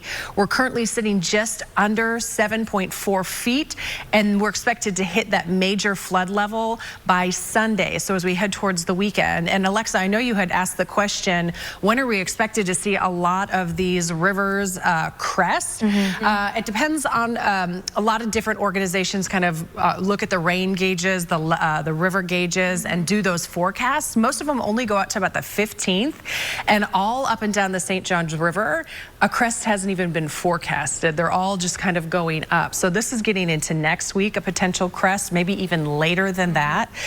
Some of the organizations that look at some of our other smaller rivers, like the Little Econ, they don't have a forecast projected, but I was taking a look back. We've seen a huge spike. It's all the way up to 38+ feet right now. And I wanted to get kind of a gauge of what was normal, because you see river levels do this when it rains. September, October, approximately around 30 feet, and we're at 38. So there's a lot happening in these little creeks and rivers. I'm taking notes as you're writing. Yeah, my exactly. friends, I'm like, are you watching? Right, exactly. I love that. You're a good student. I will say this, though. We did have a press conference that we just tuned in a little bit ago with the Seminole County Emergency Director, Alan Harris. He did say, though this is, of course, going to be a potential major flood stage in 5 to 7 days, he did say things aren't going to be as bad as Hurricane Ian, which is, for those who lived through that in this area, Geneva especially, was just water. You know, it's not going to be as bad. Well, and I will say this too, if we remember Ian, we had a lot more of those 20, 22, 24-inch rain totals kind of coming in after Ian. We did, like I was reading off, the one up in Volusia County, up near Ormond Beach, but most of ours are in that 12 to 16-inch rain, which is still a heck of a lot of water, but not as high as what we had with Ian. So I would anticipate that to be an accurate statement for those rivers. All right, Cassie, thank you. We've covered flooding. We've covered wind damage. We want to get you over now to some of the damages in Brevard County after a tornado there. Yeah, Channel 9's Melanie Holt has been out in Cocoa Beach for us. We're still off of A1A in that neighborhood where you saw me earlier this morning, and just take a look around. You can still see all of the debris that's out here. This neighborhood hasn't had power since that tornado blew through. I'm here with Lauren Bray, my photographer, and he's showing you the tops of those trees. Looks like the tops of those palms just snapped off. And look at that. Just, you pan for them, Lauren, they can see it's just this row of palms that are now missing. They're lying here on the ground right now. Believe it or not, though, the cleanup has already started in this neighborhood. Folks are out piling up, tree debris. Some of it's already been removed, and just in the time that we've been here, police officers from the Cocoa Beach Police Department have come out knocking door to door just to make sure these folks have everything that they need at the moment, and it sounds like they do. What's always amazing to me is just kind of how indiscriminate this tornado damage can be. You see these trees over here. If you walk with me, Lauren, for a minute, there's like a pretty large mango tree right there that homeowner is hoping to save, to stand back up. Got a little traffic here, Lauren. I'm going to let them come on by. But if you look, there's I guess it's more of an orange house right there, Lauren. I talked to the folks who live here, and they told me they really didn't have much damage. They lost some tiles there on the roof and maybe an awning. Other than that, not too much damage. Let's get onto the sidewalk so we're not quite in the street here. But as you go around the corner here in this neighborhood, I can tell you pieces of debris from probably a few blocks over ended up on top of some homes. And here again, you can see how this just snapped. I got to talk to one neighbor earlier this morning who told me he just finished renovations on his home. It was damaged during that tornado. My wife said, when we were looking at it, she saw it come down here, and then it sort of twisted and disappeared, and she couldn't see it anymore as it went past the back of the house. So you actually saw the funnel cloud? My wife did. I personally did. And that's when she started screaming. She was all very distraught, obviously. Looking at all this, and I don't know, has anybody from, and I'm sure they're just starting to do, the storm's just passed, so I'm sure folks are coming to do damage assessments. Yeah, we were on to our insurance company this morning, and they called back, and they said they're going to send a damage assessor out to obviously assess the damage and see what the repairs would cost, which I was very pleased they responded quickly. I just wish we didn't have to make the call. A lot of folks obviously wishing that right now in this moment. I can tell you, my colleague, Gio Diaz, is still here in Cocoa Beach, too. He's out and nearby Banana River Drive and tells me that there is extensive damage over there, too. So you probably will hear from him later today, probably in not too long. I can also tell you that the National Weather Service still planning to come out later today, take a look at this damage and determine just how strong that tornado was. I'm already hearing the saws, the generators, but here, at least in Cocoa Beach, the cleanup has definitely begun. Live here in Cocoa Beach, Melanie Holt, Channel 9 Eyewitness News. A community that always comes together there for the cleanup. Mel, thank you.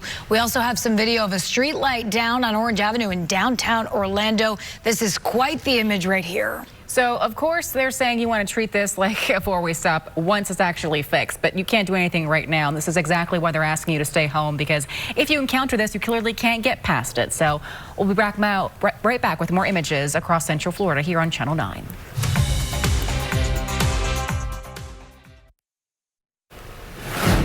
Welcome back as we continue to now track the recovery and response to Hurricane Milton. I'm Alexa Lorenzo. And I'm Kirsten Delgado. We're getting so many new images from across Central Florida of the damage once people are getting up and out. And let's go over Channel 9's Jeff Deal. He's in Altamont Springs in Seminole County. Jeff, what are you seeing? Oh, you're in a boat right now, Jeff. Right, we're in the neighborhood where we were talking to you guys yesterday afternoon in Altamont Springs, the Spring Oaks community. And you can see this neighborhood got surrounded by water. This is an area that's right on the Little Wekiva River, and the homes that you're seeing right there sit right on the river. The river runs right behind all of these homes out here. And we were out here in 2017 during Irma, and that was the first storm that neighbors said they ever had a problem with this flooding from the Little Wekiva River. You can see the river water actually flowing from behind the homes toward us as we canoe down the street here. And it seems like the water still keeps coming and filling the neighborhood. Although the good news for neighbors here is that they're telling us, at least, that this is not as bad as it was 2 years ago during Ian. They said they had a lot more flooding in this neighborhood. Still, you can see quite a bit of water filling the streets. They do have this street blocked off from cars. They don't want people driving in and out of here, pushing the water toward some of these homes. But a lot of the folks here did take extra precautions. You may be able to see, I don't know, we don't want to turn too quickly here because we don't want to tip our canoe, but you can see sandbags up around some of these homes where people were able to protect their homes. And we spoke with some folks out here yesterday who spent 4 days putting sandbags around their houses and trying to secure their homes as best they could. And we spoke with the son of one of those people who were out here doing that. The people who actually lived there did not stay the night. They went up to Georgia. In fact, this is one of the houses right here where we're pointing our camera. That one, they believe, took on a couple of inches of water inside. And then as we continue down, eventually we're going to see another house right next to it. And they believe that house took on maybe 3 or 4 inches of water. So they're going to have another cleanup here, something they certainly did not want to see. Again, when we were out here in 2017, they had anywhere from 8 to 12 inches inside some of these homes. They had mildew and mold on the walls when we were in there a couple of days after the storm. Just a really big cleanup mess for them to have to deal with. And now they said that they're likely going to have to deal with some of that again. The good news for them is that they were able to put up some of their furniture on cinder blocks. And so they're hoping once they get inside there and take a look and see what it looks like, that they will have been able to at least spare their furniture this time around. But you can see that's one of the houses that we were here and looking at in 2017. That's the one where they put the cinder blocks in there and put their furniture up on top of those cinder blocks. So obviously when they get back from Georgia, where they rode out the storm, they're going to have a mess to deal with. We did speak with some of the folks over on this side, and they said that the homes did not get water inside. They said the water did not come up as high this time as it did during Irma or Ian.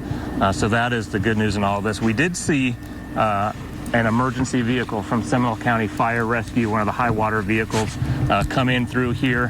When we saw them come in, they were not rescuing anyone. They didn't appear that anybody had been stuck inside their homes. I do remember during Irma, like I said, this was much more unexpected during Irma in 2017, and a lot of people decided to ride out the storm in their homes, and a lot of people did get stuck out here and had to be rescued from those trucks. And some of the people who decided to stay even after the rescue crews came through, the rescue crews actually came out and painted numbers on the sides of the homes and letting them know how many people were still in those homes in case they did have to do a rescue. But it doesn't appear, at least, that that was the case. This time it appears the folks who knew they had to get out got out, and we're out here riding it out safely somewhere else.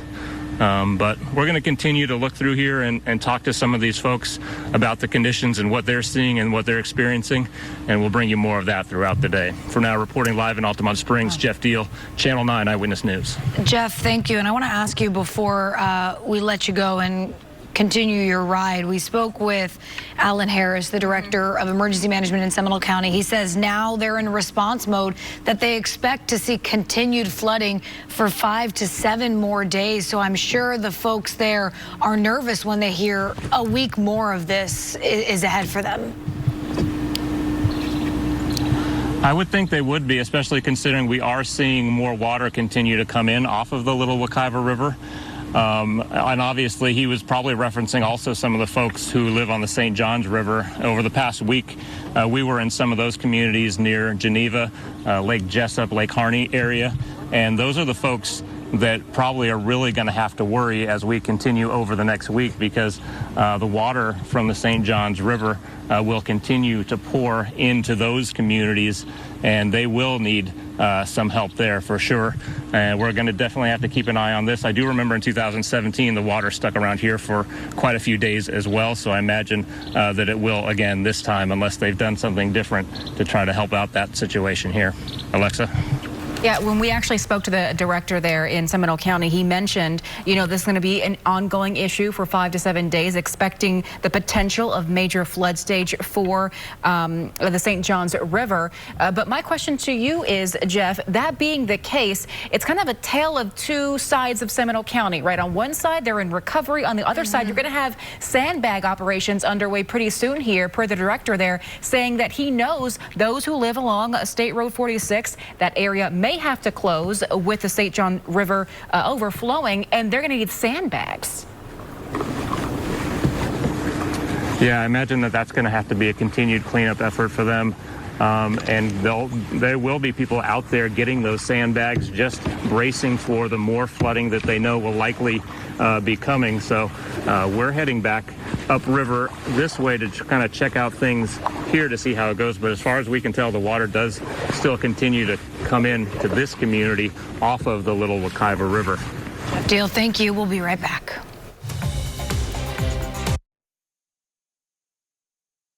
Get local breaking news alerts when you download the Channel 9 News app. Overnight, we had over 50,000 power outages here in Seminole County with reports of trees down, powers out. They have the road closed out here. You can see it almost looks like a lake going all the way down into another street. Roof didn't come from any home that's in this neighborhood. In fact, the homeowner over here told me he believes this might be part of the Wells Fargo there off of A1A. This is the aftermath of Hurricane Milton. We're talking rain, wind, and tornadoes. Thank you for being with us. I'm Alexa Lorenzo. I'm Kirsten Delgado, and right now it is noon here, and we are waiting on the governor. He's going to be live for us in Fort Pierce, giving an update, of course, on the recovery efforts across Florida after the hurricane has passed. And let's get over to Channel 9's Ashlyn Webb live for us in Orlando, now actually in Volusia County, rather. She's keeping track of what's happening in Daytona Beach. Quite the drama there behind you, Ashlyn. And Suites, and you can see how the heavy wind gust from last night, the damage that it caused. I want to show you guys this sign over here. You can see this large concrete sign pulled down from the winds, the metal mangled and twisted. This is what we are seeing throughout parts of Daytona Beach. Last night, we stayed on the barrier island that was under a mandatory evacuation. And, you know, from our hotel room, we could just hear the wind was pounding, sustained high winds throughout the night. You can see in this hotel parking lot, parts of the roof are throughout the parking lot on this side and the other side. Also, we are seeing flooding as well. Speaking of the wind that we saw last night, even at 9:30, when the storm was 100 miles away, wind gusts were reaching, 70, 80 mile per hour wind gusts, and those high winds were sustained throughout the night. And we could see debris throughout the roads here, power lines down, trees down. We just confirmed at least one fatality in Ormond Beach from a downed tree. And I want to show you guys, too, what we're seeing from the ocean. You can see the waves just roaring. We're expecting high tide around 3 p.m. where we're going to see the worst of the storm surge. And with that, we'll have to monitor flooding. Speaking of flooding, we are already seeing severe flooding throughout Volusia County. We were just at Beach Street on the other side of the Main Street Bridge. And you could see how bad that flooding was, waist deep in some parts. This is an area that has seen flooding time and time again during Ian and Nicole. Again, we are seeing it now. We saw a car that was stalled out there. It is recommended not to pass through this area. The bridges are closed. They're telling people, even though the curfew has been lifted, to stay off of the roads because it is so bad in parts. There's debris in the roads. There's flooding. I did just speak to the EMA director, and he says that there are several water rescue operations going on right now. There were 41 that were in the queue earlier this morning. He didn't have an exact total on how many there were throughout the day. Also, speaking of road conditions as well, Orange City, we are hearing also washouts there, several roads impassable. I know you guys were talking about 1792. We're continuing to follow those road conditions, and as soon as we learn more, we'll bring it to you guys live. But for now, reporting in Daytona Beach, Ashlyn Webb, Channel 9 Eyewitness News.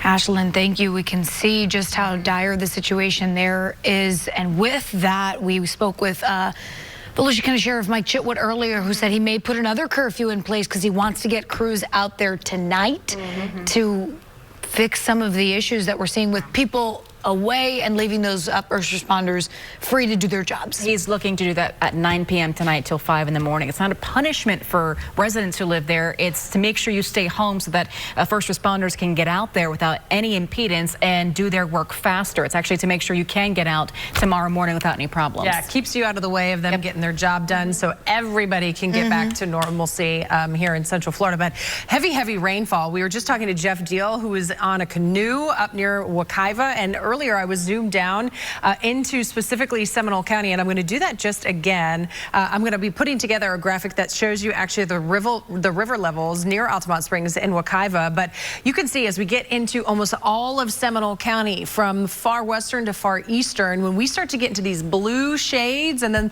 kind of peppered within there, these white pockets, that's getting over 10 inches of rainfall. We get back towards far southeastern portions of Osceola County, which is really just a sliver. We're looking at 7 to 8 inch readings in that location. So again, many of us, you can see David there, he's popping up some numbers for me, that we've got the 10, 12, 13 inch rain totals. And again, this all has to go somewhere. So when we were talking about that river, you have to remember we've got action stage, then we've got minor flood stage, moderate stage, major flood stage.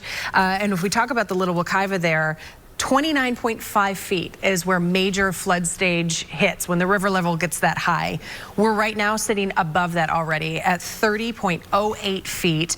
The record for that location, 31.1 feet. And again, we could potentially see this go up.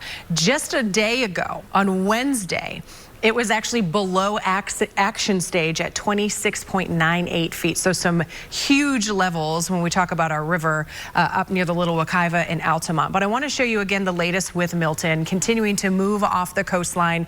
Category 1 storm, winds at 80 miles per hour. We still have those gusty showers and gusty conditions over at our coastline. We'll talk a little bit more about the rain and the wind gusts because we have seen some advisory shifts for us as we take you through the remainder of your Thursday. I'll have those details coming up in just a bit. Alexa and Kirsten.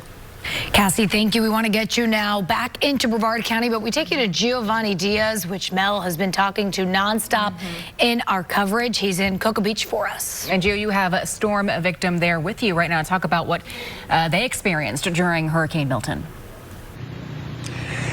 Hey, you guys. Yeah, we continue to drive around here in Brevard County to see the damage that was left behind after the storm. It moved through this area. And take a look at this visual here right now.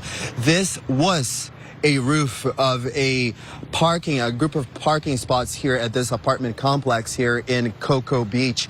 And take a look at the damage left behind. The roof caved in right on top of this vehicle here. You can see there are pieces of the glass shattered all across here, with pieces going all the way 3 spots over.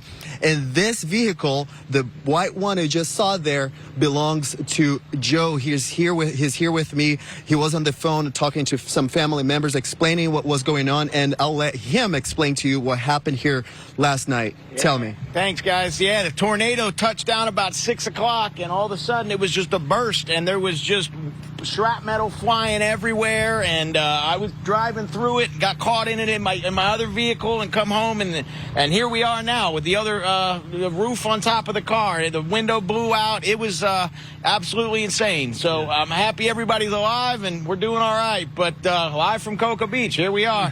Thanks, guys. Thank you, Joe, so much. Yeah, this is what we've been seeing here. The damage continues to pile on here across Brevard County, you guys. We have driven all around this area here. We are on Banana River Boulevard here in Cocoa Beach, and there's tree branches all over here, this area, and we continue to see the damage, and it's not over yet. It's still rainy here. It's still windy, but that's the latest here in Brevard County. Reporting live in Brevard County, I'm Giovanni Diaz, Channel 9 Eyewitness News. Gio, thank you. And we are spread out across Brevard County. Our Melanie Holt joins us live this morning in Cocoa Beach. She's in Cocoa Beach and spoke to the mayor about damage there. Right now, we're in Cocoa Beach in a neighborhood just off of A1A, a neighborhood where I just walked and found Cocoa Beach Mayor Keith Capizzi. I'm doing all right, but this is your neighborhood. Yeah. Tell me, I mean, it looks like that tornadic activity that we saw yesterday. We got it for sure. It started right about maybe a couple houses down from mine. We got hit. Obviously, all these guys got hit a lot worse. And then the next street over, Wells Fargo roof, about a quarter mile away, landed on their roof right there. So it was a pretty intense tornado. Now, were you, and I know you had a lot to do during this storm, were you home at the time? I was. Actually, I got some video. My wife took some video of us during the tornado when I was telling them to get in the middle of the house. Now, did you get enough warning? I know we had all of that tornadic activity that was going on, and hopefully you heard the alerts. We got some alerts. Obviously, I've been through a lot of storms, so I knew when I saw the wind picking up, I knew it wasn't just a gust. And next thing you know, it was a wall of white, and I knew it was time to get away from the windows. As I look at this, and we were out there directly off of A1A, we have the Brevard County Bureau over there too, and saw all the damage to those buildings, but it's unbelievable to think that that roof came from there and ended up on the neighbor's house. Yeah, it's crazy. I mean, it just goes to show you, do not take storms lightly when you know there's going to be tornadoes in them, for sure. The tornado threat is actually the worst threat, I think, out of any storm that you can have. I also noticed something I just want to point out to folks, because I saw Cocoa Beach Police Department walking around this neighborhood, knocking door to door, making sure everybody's all right. So it sounds like there has already been a huge response out there. So kudos to our police and fire. They've been vigilant. They've been checking everything, every street by street. The fire department is probably within, 15 minutes after that tornado, they were on scene, helping, assessing damage. So the police and fire have been amazing. They are absolutely our heroes. They come like Batman, just in an instant. And there they are again. Speak of them, there they are. Yeah. I mean, where do you all go from here, I guess, as a neighborhood? I heard one neighbor say they've already been in contact with the insurance company. They're sending someone out, but obviously you guys have a lot of cleanup ahead. Yeah, I just been going around this morning, just clearing the roads myself, because I know police and fire are trying to get through. I've got a big truck, so I can get through and clear a lot of this stuff when they've got these smaller vehicles. So just for everybody out there, I would say just stay where you're at. Don't go roaming around. Don't sightsee. There's power lines down. There's debris out there, and there's a lot of fire and police trying to get to places to help people. Well, thank you so much. That's Mayor Keith Capizzi with Cocoa Beach, and for now we are reporting from Brevard County. Melanie Holtz, Channel 9 Eyewitness News. Mel, thank you. Here's a look now at a major road in Mount Dora. This is water that's been rushed from the storm, and it completely washed out Wolf Branch Road. You can see it was enough water right here to destroy and dislodge that drainage pipe. The guardrail even went along with it. So this is now our third washout, Kirsten. We have this one in Mount Dora. We have the one in Orange City. The one in Orange City, yes, and then the Turnpike. So we are seeing some major impacts. And we're getting this new video in constantly, and we're showing it to you as soon as it comes into our newsroom. So with more on that, we'll have more recovery from Hurricane Milton coming up after the break here on Channel 9. As we await a news conference with the governor. Welcome back. It is 12:15 as we are following every step of recovery right now after Hurricane Milton. I'm Alexa Lorenzo. And I'm Kirsten Delgado. Currently, we are awaiting a press conference to start with the governor. He's going to be live in Fort Pierce, the latest there, an area devastated by Hurricane Milton. So we're awaiting that. In the meantime, though, last night we showed you this video. It's from a family in College Park. They sent it to us to show the flooding from the rain. That area has flooded out before and then got hammered during Hurricane Ian back in 2022. You can see right here how high the water rose in this neck of the woods. Today, Channel 9's George Estevez went out to this neighborhood and found out how neighbors got together to try and save their beloved homes. Eric Lindquist is wrapping up after Hurricane Milton, literally. He's picking up more than 400 feet of hose that he and his neighbors used to help pump out these floodwaters. And when the rains calmed down, before the winds got nasty, we were literally pumping water upstream in hopes to divert it and just save the homes. The street in College Park, a suburb of Orlando, became a river after hours of relentless rain overnight, almost reaching the top of their entry steps and flooding people's backyards. That's how high the water got. That's how high the water got, yeah. Neighbors who are used to flooding relied on sandbags to keep as much water out as possible. We were bailing water. Had we not been bailing water over a sandbag wall, the water would have been inside their house. Neighbors around here say the issue is the storm drain. It may be uncovered now, but during the storm, no water was going through. It's this tiny little drain that was probably installed in 1950-something or other, before College Park blew up. And this is not the first time. Homeowners showed us this video taken after Hurricane Ian 2 years ago. It's not just hurricanes. This happens regularly during routine rains during the summer. And they've been trying to get the city's attention for years, but until they do, they will keep taking matters into their own hands. In College Park, George Estevez, Channel 9 Eyewitness News. So many residents doing anything and everything just to make sure they don't have to repeat previous disasters. You know, like, oh, lived it once, don't want to do it again. Yeah. And a lot of people heeded those warnings, put those sandbags in front of their houses, Cassie. For a lot of people, it did the trick. Yeah, a lot, you know, and with 10 inches, 12 inches, 15 inches of water, it's going somewhere. Yeah. So a lot of people, I think, though, if we looked the days leading up to this, really heeded the warning that we knew this was going to be a big rainfall event, that many people could get 6 to 12, possibly even 14 inches of rain.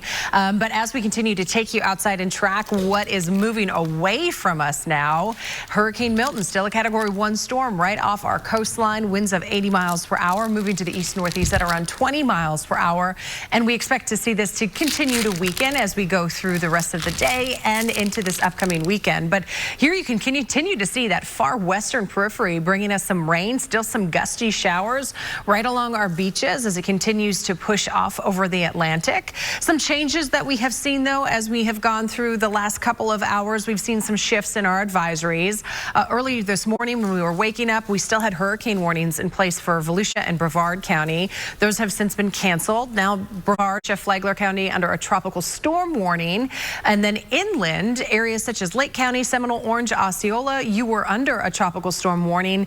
That has been canceled and kind of shifted to what is a wind advisory now, because we're still anticipating it to be a breezy and even gusty day, but more along the lines of 30, 40, possibly 45 mile per hour wind gusts instead of getting in that 50 plus like we may have over near our coastline. But if we take a check in quickly to see what we're watching now for some of those last recorded live wind gusts in and around parts of Central Florida. In Orlando, we've had a 31 mile per hour wind gust.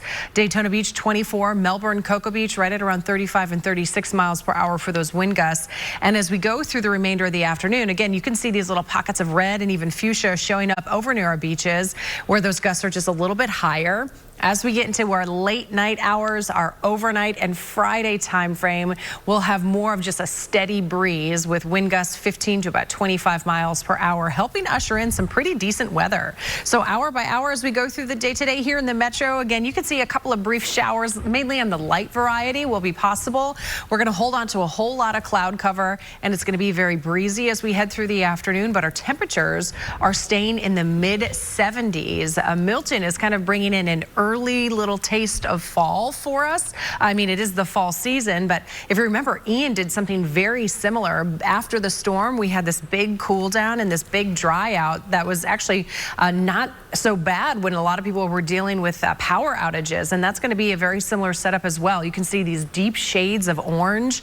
This is very dry air moving into parts of Florida on the backside of this storm system. So we're going to feel those impacts as we kind of clean up over the next couple of days all the way into the weekend, but still dealing with some of those outer bands. Again, some of that western periphery rain you can see as we head over towards Volusia and Brevard County, where we have some of those scattered showers and a few downpours, mainly Daytona, New Smyrna, Oak Hill, right along our coastal communities to about I-95, and also pushing down into parts of Brevard County, Port St. John, Rockledge, also over closer towards the Cape, seeing some additional rainfall. Don't think we're going to get a whole lot of extra rain, maybe a quarter of an inch to a half an inch at our beaches on top of what we've already seen, but most of us are going to top out in that foot to almost 16 inches, and we'll talk a bit more about that and take a look at some of those local river levels coming up in just a bit. Kirsten and Alexa. Speaking of river levels, they're so high in one part of Altamont Springs that we have our Jeff Deal actually in a canoe for us. Yeah, talking to concerned residents there. Jeff, what are you seeing right now? They're coming to us. Okay. Okay. I won't be able to answer any questions. No questions.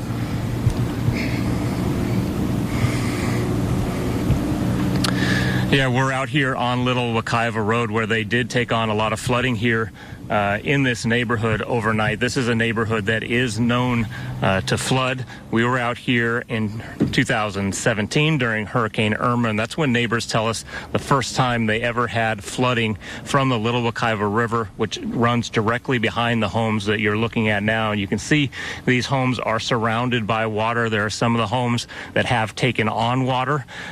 We spoke with a son of one of the homeowners, and he came out here to survey the damage a little while ago, and he said he believes one of the homes that they have on this street took on maybe 3 or 4 inches, and another one took on a couple more inches than that. So they do have water inside some of the homes. One of those homes that took on most of the water there when we were here in 2017 had anywhere from 8 to 12 inches of water inside. In the days after that, they had mold and mildew. It was a big mess for them to clean up. They also had flooding 2 years ago during Hurricane Ian out here. So folks who live here were prepared for this. They spent days putting out sandbags and tarps and things like that, trying to protect their homes. And most of the folks that we spoke with, at least that were living along this street in houses where they knew they were going to get flooding, did get out of the neighborhood. One of the gentlemen said they actually bought an RV this time around so that they could take it to Georgia and stay there for a little while. And then if they do have to come back, they won't have to pay for a hotel like they did in previous storms. So quite a mess out here. We did see an emergency vehicle from Seminole County Fire Rescue. It was one of the high water vehicles that cruised through here. When we were here, at least, we did not see them pick anyone up. So we don't believe that they had to rescue anyone out of these homes this time around. Back in 2017, the first time the neighbors said they had major flooding, several people stayed in here, and there was also more water then, and so they had to be rescued. And the rescue crews were going around trying to convince people to leave, and some people still didn't even want to leave back then. So the rescue crews were painting numbers on the sides of the home just to indicate how many people were still inside those homes in case they had to come back out here and rescue them. But it seems like with more and more of these storms coming through here and flooding in the neighborhood, the folks who knew they had to get out, again, did get out and were not stuck in there. We did see some folks who were still in their homes, but they had their homes surrounded by sandbags. And the one home where we saw the people looking out the window in some of these homes are right along this heavy flood-prone area, were just looking at us. It didn't appear that they had water inside the home unless they had water coming in from their backyard that we couldn't see. But quite a mess. They are going to have to do a lot of cleanup out here. It'll be interesting to see what happens over the next couple of days if more water from the Little Wekiva River continues to pour into this neighborhood, or if it ends up draining faster. I remember last time it did stick around for a little while, so it didn't seem like it drained very much then. But we'll keep on top of this, and I'm sure the neighbors here will be looking at it as well, and we'll let you know what we see. For now, reporting live from Altamont Springs, Jeff Deal, Channel 9 Eyewitness News. Not an easy sight to wake up to for a lot of those neighbors. Jeff, thank you. And it's a mix of so much happening. The rain, it has been falling well before Milton, Cassie. Right, well before this. So interesting enough, if you want to take a look at this graphic, Neil, you can actually pull it full screen because there's a lot of little numbers that I want everybody to be able to see. This is the river level gauge, essentially where Jeff Deal was just at, up in Altamont Springs at the Little Wekiva. And something you can see on the bottom here, October 8th, the 10th, and then getting forward, and you talk about the official forecast of the 12th. So this is really just a 4-day span on the bottom.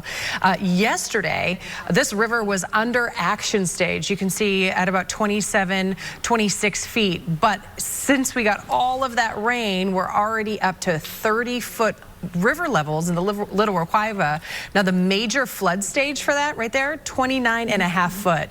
Record though, 31.1. That's the highest this river has ever gotten at this point. So we didn't get to record levels. And then also something to note, you can see that the forecast line actually has a slow, gradual drop as we go through the next day or 2 days, which is some good news for those residents in Altamont Springs. So we're going to continue to keep an eye out on these levels. Kirsten and Alexa.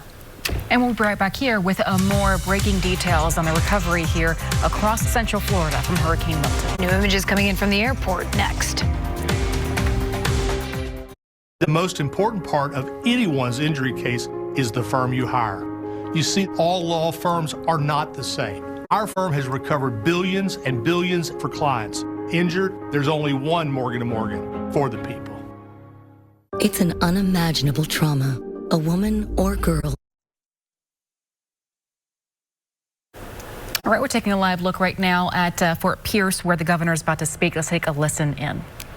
Road in the country club, what are you up to? You have 5 confirmed fatalities? We have 5 fatalities. So, this is really just, and it's a tragic thing because it's not like, oh, they should have evacuated. What do you do when you have a tornado? You kind of duck and cover. Happens so quickly. Those things are really, really strong and powerful. And so we're surveying some of the damage that was done on the east coast of Florida, and then now in the process of assessing some of the damage throughout the state from the storm surge on the west coast, some of the wind damage that you saw go across the Florida peninsula. As of this morning, we've had, I know the state has been involved in definitely dozens of rescues. I know our local partners are doing. We've been supportive of really everywhere around the state, including here. And we'll continue to do that. But my sense is that will stabilize, and we're probably going to be on a pretty good footing there pretty soon if we're not already. As people know, we've had massive power outages, which was expected. I'd say this is probably similar to Hurricanes Irma and Ian in terms of the number of outages. I think we're up to, currently now it's about 3.4 million that are out. I think they've restored about 700,000 since the storm started. So just do the math. You're over 4 million have lost power since the start of this storm.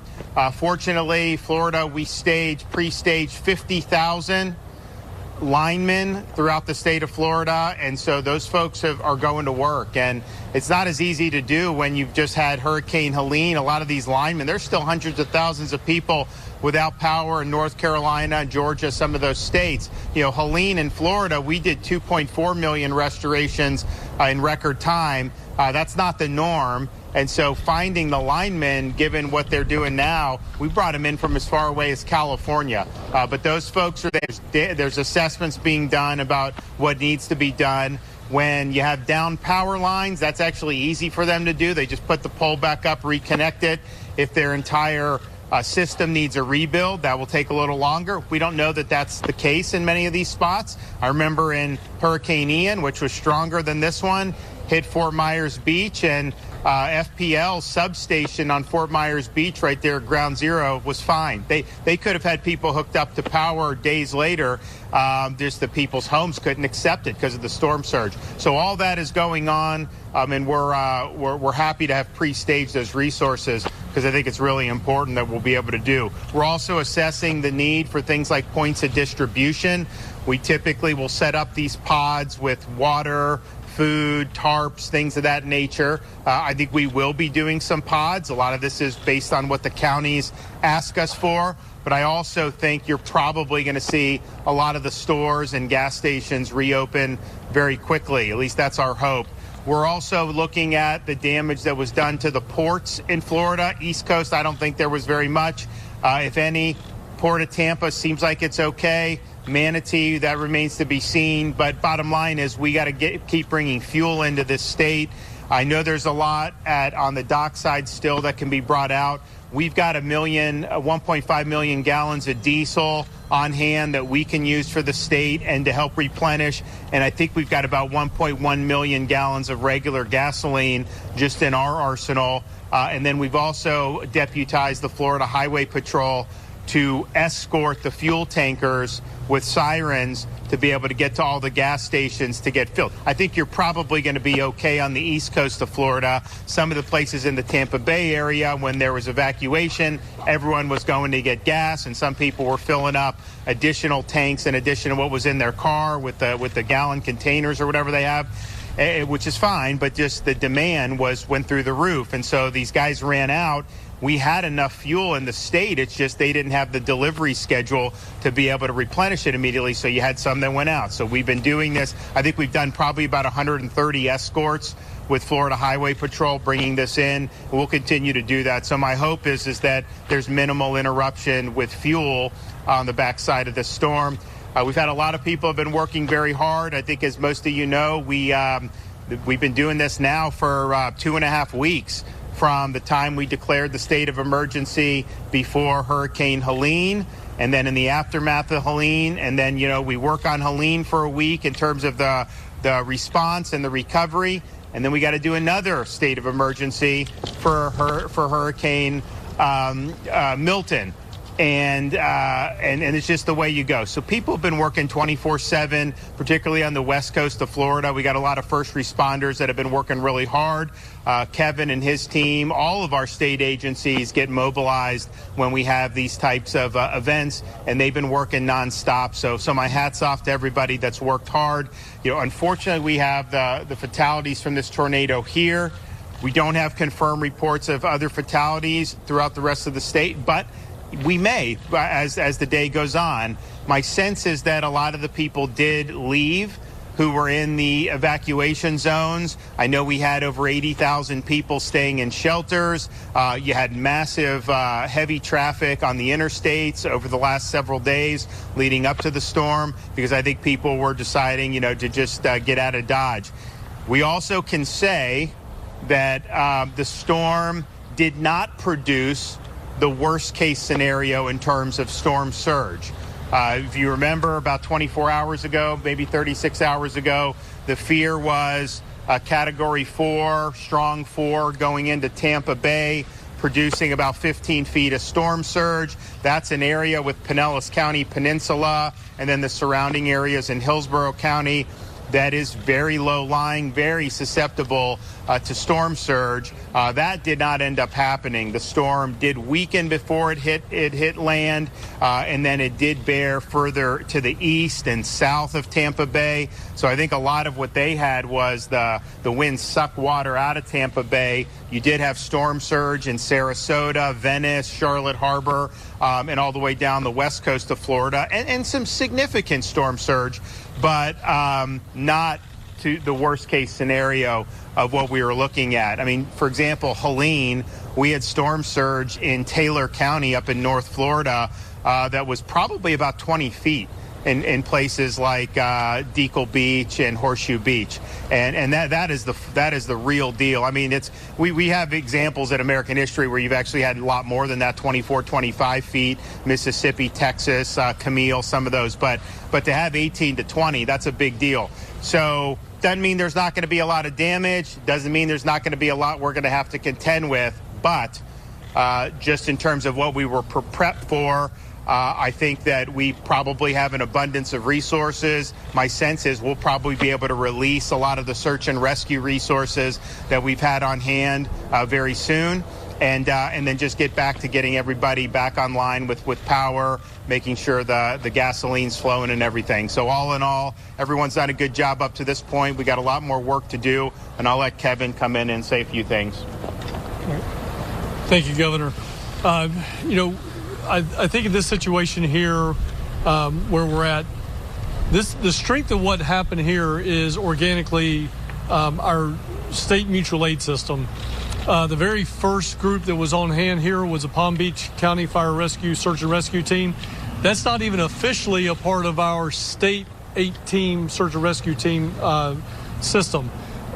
Maybe we want to change that in the future and put them on that. But, that Type 3 team, which is self-funded 100% by Palm Beach County Fire Rescue, was the first ones in to this situation, followed up by Miami-Dade Task Force 1, and then Ohio and Virginia Task Force. And again, I think that's just the strength of not just the state emergency response team, the state emergency response plan, but also outside states helping states. Some people were a little critical of the governor sending state assets up to North Carolina, but right here when we needed them, we got all those guys back, but immediately Virginia, Ohio, California, and other states from around the country had their assets right here. So, this is one of those examples. The sheriff was telling us about this when we were walking up. He was very grateful for those assets being in here so quickly, but that's the strength of the state emergency response team, the state emergency response plan, and then the greater emergency management assistance compact that we pull from. So we're not going anywhere. We're going to be here. This is the first day of many, many to come, probably over the next couple of years. Again, it's going to take us a long time to get all the recovery done, but we're not going to let bureaucracy get in the way. We're going to get this done quickly as quickly as we possibly can. So thank you, Governor, for your leadership. Do you want to maybe just give an update on what we think we're going to get from FEMA for debris removal? Sure. Yeah. So we're going to start getting back in the debris removal business. And, we're going to supplement where we need to supplement. But we had a really good conversation with Administrator Criswell, who is here in Florida and is actually on her way somewhere in this general direction. But she is working with us on how we could ensure that debris gets picked up quickly. How do we, and the right word's not incentivize it, but if you're in the private sector, it would be, how do we incentivize haulers to get stuff picked up faster, bringing in people from around the country to get that done. We're also looking at potentially, again, a mutual aid effort where we may bring in some city and county assets that have the claw trucks and the loader trucks from around the state of Florida and maybe even outside the state of Florida to help us get that stuff picked up. So again, she's very, very helpful on getting those things done, making sure that we got everything that we need.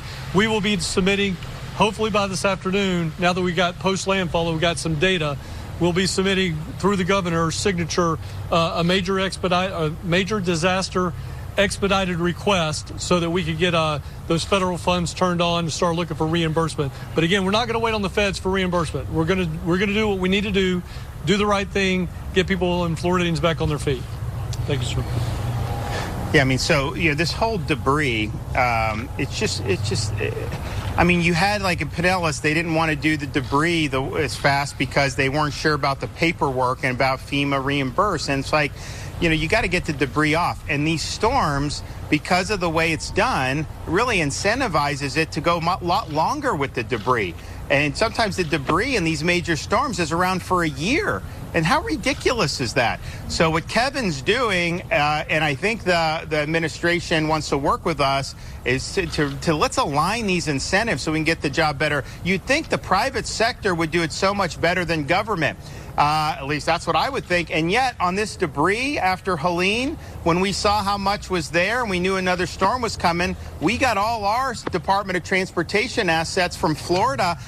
We were bringing trucks in from all over the state that are doing their normal duties, and we surged them over to the barrier islands off the Gulf Coast of Florida, and we did like 3,000 truckloads of debris, reduced the debris by 50% in 72 hours. So, and we did round the clock. We had 24/7 shifts going, but that's a sense of urgency. So I just think that, that may be an extreme, like doing 24/7, but I mean, you should be able to get the debris done earlier than that. So I'm hoping that they can do this in a way that's going to make sense so that the local governments can bring their contractors in and clean up the debris. We'll see what the debris was left on this storm. I don't think we have a real good sense about how much compared to the other. I mean, I think the storm surge overall was not as high as the others, but I also think it probably hit, the winds hit more of the Florida peninsula on this. So I think in terms of tree damage, I think you're going to see a lot of that. And then, of course, we had more tornadoes for Milton than we did for Helene. So we'll see how all that shakes out. But I really think getting a better posture on how they do the debris reimbursements would make a lot of sense, and I think it would move this process along a lot further. And it's also just a morale thing. You get hit with a storm, seeing debris is just a constant reminder that you got hit. When things get picked up, things look nice, people feel a lot better about it. So we got to get that. We got to make sure they get that job done. Okay, do we have any questions? Yeah, Governor, have you spoken with the White House, anyone there, about the response here? Yes, I spoke with the president this morning, and Kevin was on the phone with me. We were on, the administrator of FEMA was in the office with us in Tallahassee at the Emergency Operations Center, and he said he wants to be helpful. And so if we have requests, he said send them his way, and he wants to help us get the job done. So I appreciate being able to collaborate across the federal, state, and local governments and work together to put the people first. Tornadoes touch down in this county versus the state, and do you expect the deaths to rise? I don't know the answer to that. I mean, I think it's, so, you do have these tornadoes, the warnings, how many actually touch down is probably a different one. But I would say what I've seen so far is that St. Lucie had the most tornado damage of anyone I've seen. Is that what your reports? Yeah, and We know that we had over 120 tornado warnings statewide. It's probably going to be higher than that. All of those tornado confirmations come from your local weather forecasting office.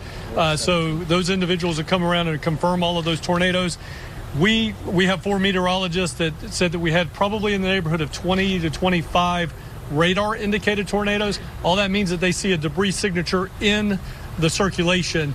But again, the weather forecasting offices of the National Weather Service will actually verify those tornadoes.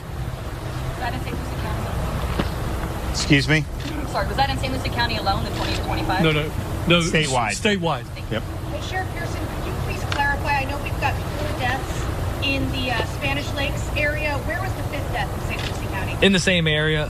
As our rescue team is still out there, this is a rescue mission. We're sifting through the debris. They just recently, right before this conference, located another victim, unfortunately. But again, we're going to continue through this. We're so grateful that the governor sent down, this was during the storm, he sent down the National Guard. So while we're all hunkering down, trying to stay safe, these men and women are driving through the storm to get here, and they worked throughout the night, and their actions 100% saved lives, saved our lives.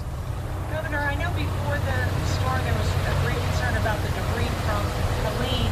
How much worse did this storm make the debris that was already accumulated? I think that'll be assessed today. I can tell you, whatever happened, had we not done what we did with that 72-hour project to take every truck in Florida and help these counties and these cities, some of these contractors were doing the debris and then they left and went to North Carolina because they could make more money there. And then others were working like banker's hours. And I'm just thinking to myself, how the hell is that something that's acceptable? And so we came in and we said, not only are we going to send all these assets, it's going to be 24/7. So the first night we go there and the county, I think it was Pinellas, they didn't have the landfill open 24/7. So our guys cut the locks and we started doing, and you had all these, not just the state trucks, you had private citizens with their Ford F-250 pickup trucks that were loading debris, massive amounts in. So he said, we got to keep it going. Then the next night, there were 2 entrances, and they closed one of the entrances, and there were 300 cars in line. So we somehow rigged that and opened that up. So this is just like, where's the sense of urgency? So it may be that this debris ended up not causing much more damage, but if it did cause more damage, I could tell you, had we not come in and did what we did, you would have had a lot more. And the thing is like. I tell Kevin, I'm like, look, we want to be helpful, and we will be helpful, but the state's job is not to pick up the debris. Like, that's the local community's responsibility. And so this was an extraordinary circumstance where we came in and did it.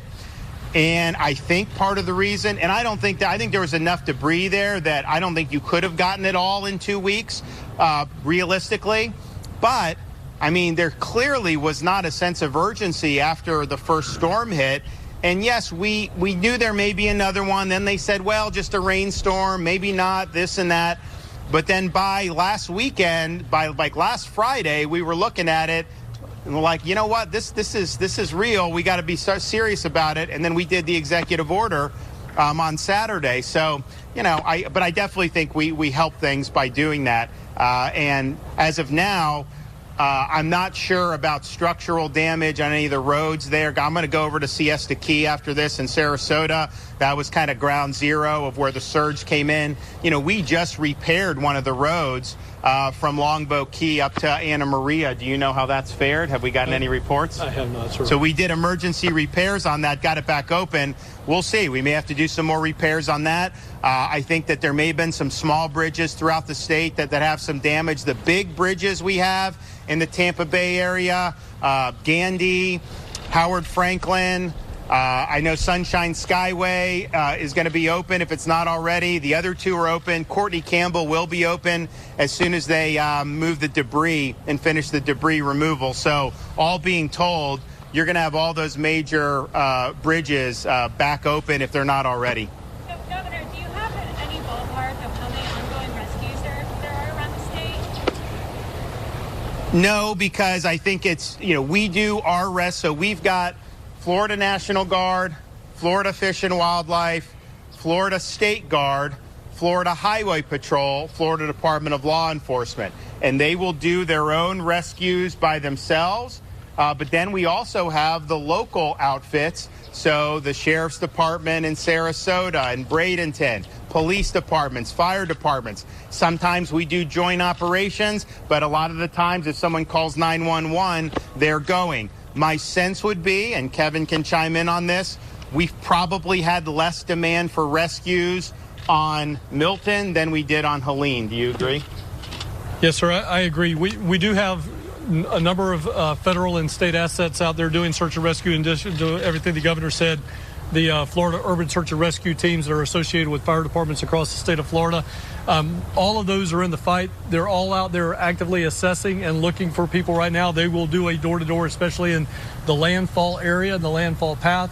We've got them stretched from here in St. Lucie all the way over to where landfall happened and all the way up to the east coast or northeast coast of Florida. Once we finish all that, so I would literally, to your question, say there's hundreds of rescues ongoing. But to the governor's point, as we were driving in today, I see Sheriff Chronister doing active rescues in Hillsborough County. I see active rescues going on in Pinellas County and so on. So they're going on organically at the local level, at the state level, and then the federal teams that are here supplementing our state ongoing response are also here. But I would say, I think for Helene, I think the first 24 to 36 hours, I think there were statewide, local, state combined, there were probably thousands of rescues. My sense would be we're probably in the hundreds of rescues statewide so far. But you know, I think you're going to see, because we had more inland flooding, you're going to see some floods happen in the ensuing days. And you may have to have some people go in and do some rescues there. So I think you may see it be ongoing. Can we have an update from the federal level? If Congressman Mass update us on what's going on federally?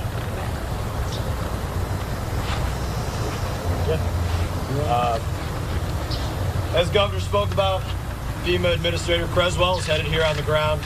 And the only thing I would add to it, Governor's done a fantastic job just being an air traffic control tower for all of this, making sure the old saying, an ounce of prevention is worth a pound of cure. From the governor's office to the sheriff's department across the state representatives, state senators, Florida Highway Patrol, National Guard, FDLE, Florida Power and Light. Everybody made sure they could do every ounce of prevention, and they're working with FEMA. That's the update from the federal side. They're all working with FEMA. And just so I think the notice for this said that Administrator FEMA was going to be here. That was the intention, but I think her plane got diverted over to Sarasota. So I think she's going to be at our Sarasota briefing when we do that later today. Yes, sir. What damage have you assessed in western St. Lucie County over by unincorporated farmland? Yeah. So the unincorporated farmland is agricultural. We haven't had any really reports of structural damages because it's just that agricultural. Right now we're focusing on rescue missions, and that area is to that half square mile radius there in northern Fort Pierce that we're doing the active rescues in. Everybody else is accounted for, although there's damage throughout the county. The agricultural area, again, is just that agricultural area. So we'll get to that. We're just prioritizing things right now. It's still an active rescue mission. Sheriff, to clarify, were the 5 deaths here in St. Lucie all from the tornado? Yes, we're going to attribute those deaths to that specific area that we're doing active rescues in. Again, we're focusing on trying to rescue as many people as we can with the National Guard, with the SARS teams in here, and the amazing men and women of the Sheriff's Office and Fire Rescue. We were able to get 25 people out of there and get them in a safe area. But again, the work's not over. They worked through this storm. They worked before the storm, during the storm, and they're going to continue to work until we make sure that anybody there that needs to be rescued will be rescued. Obviously, with every hurricane, tornadoes are a concern, but it seems like the story of Hurricane Milton really is all of the tornadoes. Have you ever seen something of this magnitude, just as far as the number of tornadoes and the amount of damage they did? Well, I mean, every hurricane we have a lot of tornadoes spun off. I think we may have had more tornado warnings on this one than the typical hurricane, I would think. But to see what happened here, sadly, that is not something that's uncommon. These tornadoes, I mean, when Mother Nature, I mean, this is just churning, things churn off these weather systems, and it's just devastating. And so this is unfortunately something that is kind of normal with the big storm. We probably had more warnings than we would with normal storms, but and especially the ones that come across the peninsula like this, you could get it. I mean, you've got east coast of Florida, Palm Beach, St. Lucie, a bunch of stuff happened over here, and you were probably hundreds of miles away from the eye of the storm at the time those tornadoes were spun off. But that is just that is to be expected to a certain extent. It's not due to global warming. Tornadoes? Yeah, it's increasing tornadoes. I think you could go back and find tornadoes for all of human history for sure, and especially Florida. How does this storm rate in kind of the history of storms? I think it hit with a barometric pressure of, what was it, about 950 millibars when it hit, which I think if you go back to 1851, there's probably been 27 hurricanes that have had so the lower the barometric pressure, the stronger it is. I think there have been about 27 hurricanes that have had lower barometric pressure on landfall than Milton did. And of those, 17 occurred, I think, prior to 1960. And the most powerful hurricane on record since the 1850s in the state of Florida occurred in the 1930s, the Labor Day hurricane. Barometric pressure on that was 892 millibars. It totally wiped out the Keys. We've never seen anything like it, and that remains head and shoulders above any powerful hurricane that we've ever had in the state of Florida. The most deadly hurricane we've ever had was in 1928. The Okeechobee hurricane killed over 4,000 people. Fortunately, we aren't going to have anything close to that on this hurricane, but even ones like Ian, where you had, wasn't even close to that. So, I just think people should put this in perspective. They try to take different things that happen with tropical weather and act like it's something. There's nothing new under the sun. This is something that the state has dealt with for its entire history, and it's something that we'll continue to deal with. I think what's changed is we've got 23 million people. A storm that hits is likely to hit more people and property than it would have 100 years ago, and so the potential for that damage has grown. But what's also changed is our ability to do the prevention, to pre-stage the assets. I mean, we never did the pre-staging of power assets until I became governor. Now people expect that, but that wasn't what was done in the past. That's why people would be out with power for 3 weeks when we'd have hurricanes. We thought that that's not good. Now we have to pay to get these guys to come in, but my view is the quicker you get everyone hooked up, the better off the economy is going to be anyway. So why don't we just do that? Having the different search and rescue, having a state guard, all these different things are just bringing different tools to the fight, and it allows us to respond more effectively. So if we had the tools that we had in 1928 to fight an Ian or to fight some of these, you would have had higher death tolls. There's no question about that. Speaking of history, sir, how many storms formed as rapidly as they have between Helena and Milton? Oh, I mean, I think most people remember 2004, right? Where we had seemed like you had them every other week in 2004. Then there's also time period, we had from 2006 to 16, we had no hurricanes at all in Florida. There's also been times where we had a lot. The 1940s, we were getting hit a lot. Now more recently, we've had a spate of more. So that's just kind of the nature of it. But this really does. It has a lot of similarities to 2004 in terms of the season. Yeah, Governor, a lot of folks, particularly quite a few who trust you and look to you for information, are possibly engaging in some misinformation about some entity controlling the weather. Can you take this opportunity to denounce that misinformation and set the record straight for folks who believe someone is controlling the weather? Look, if I could control the weather, I would do 78 and sunny year round. Now we get that a lot in Florida, coming up in the months, but there would be no reason to ever do. So look. And this is on both sides. You kind of have some people think government can do this, and then others think it's all because of fossil fuels. The reality is what we see, there's precedent for all this in history. Like, it is hurricane season. You are going to have tropical weather. We hope that, a lot of the tropical weather are fish storms out in the Atlantic that never impact us. The reality is anything that gets in the Gulf of Mexico, it's got to hit Just something. joining us now, we're listening to Florida Governor Ron DeSantis give us the latest update on Hurricane Milton. We have 3.4 million people without power. And he's live in Fort Pierce because of 5 fatalities there in a mobile home park due to tornadoes. We'll have more on the recovery of Hurricane Milton right after the break here on Channel 9.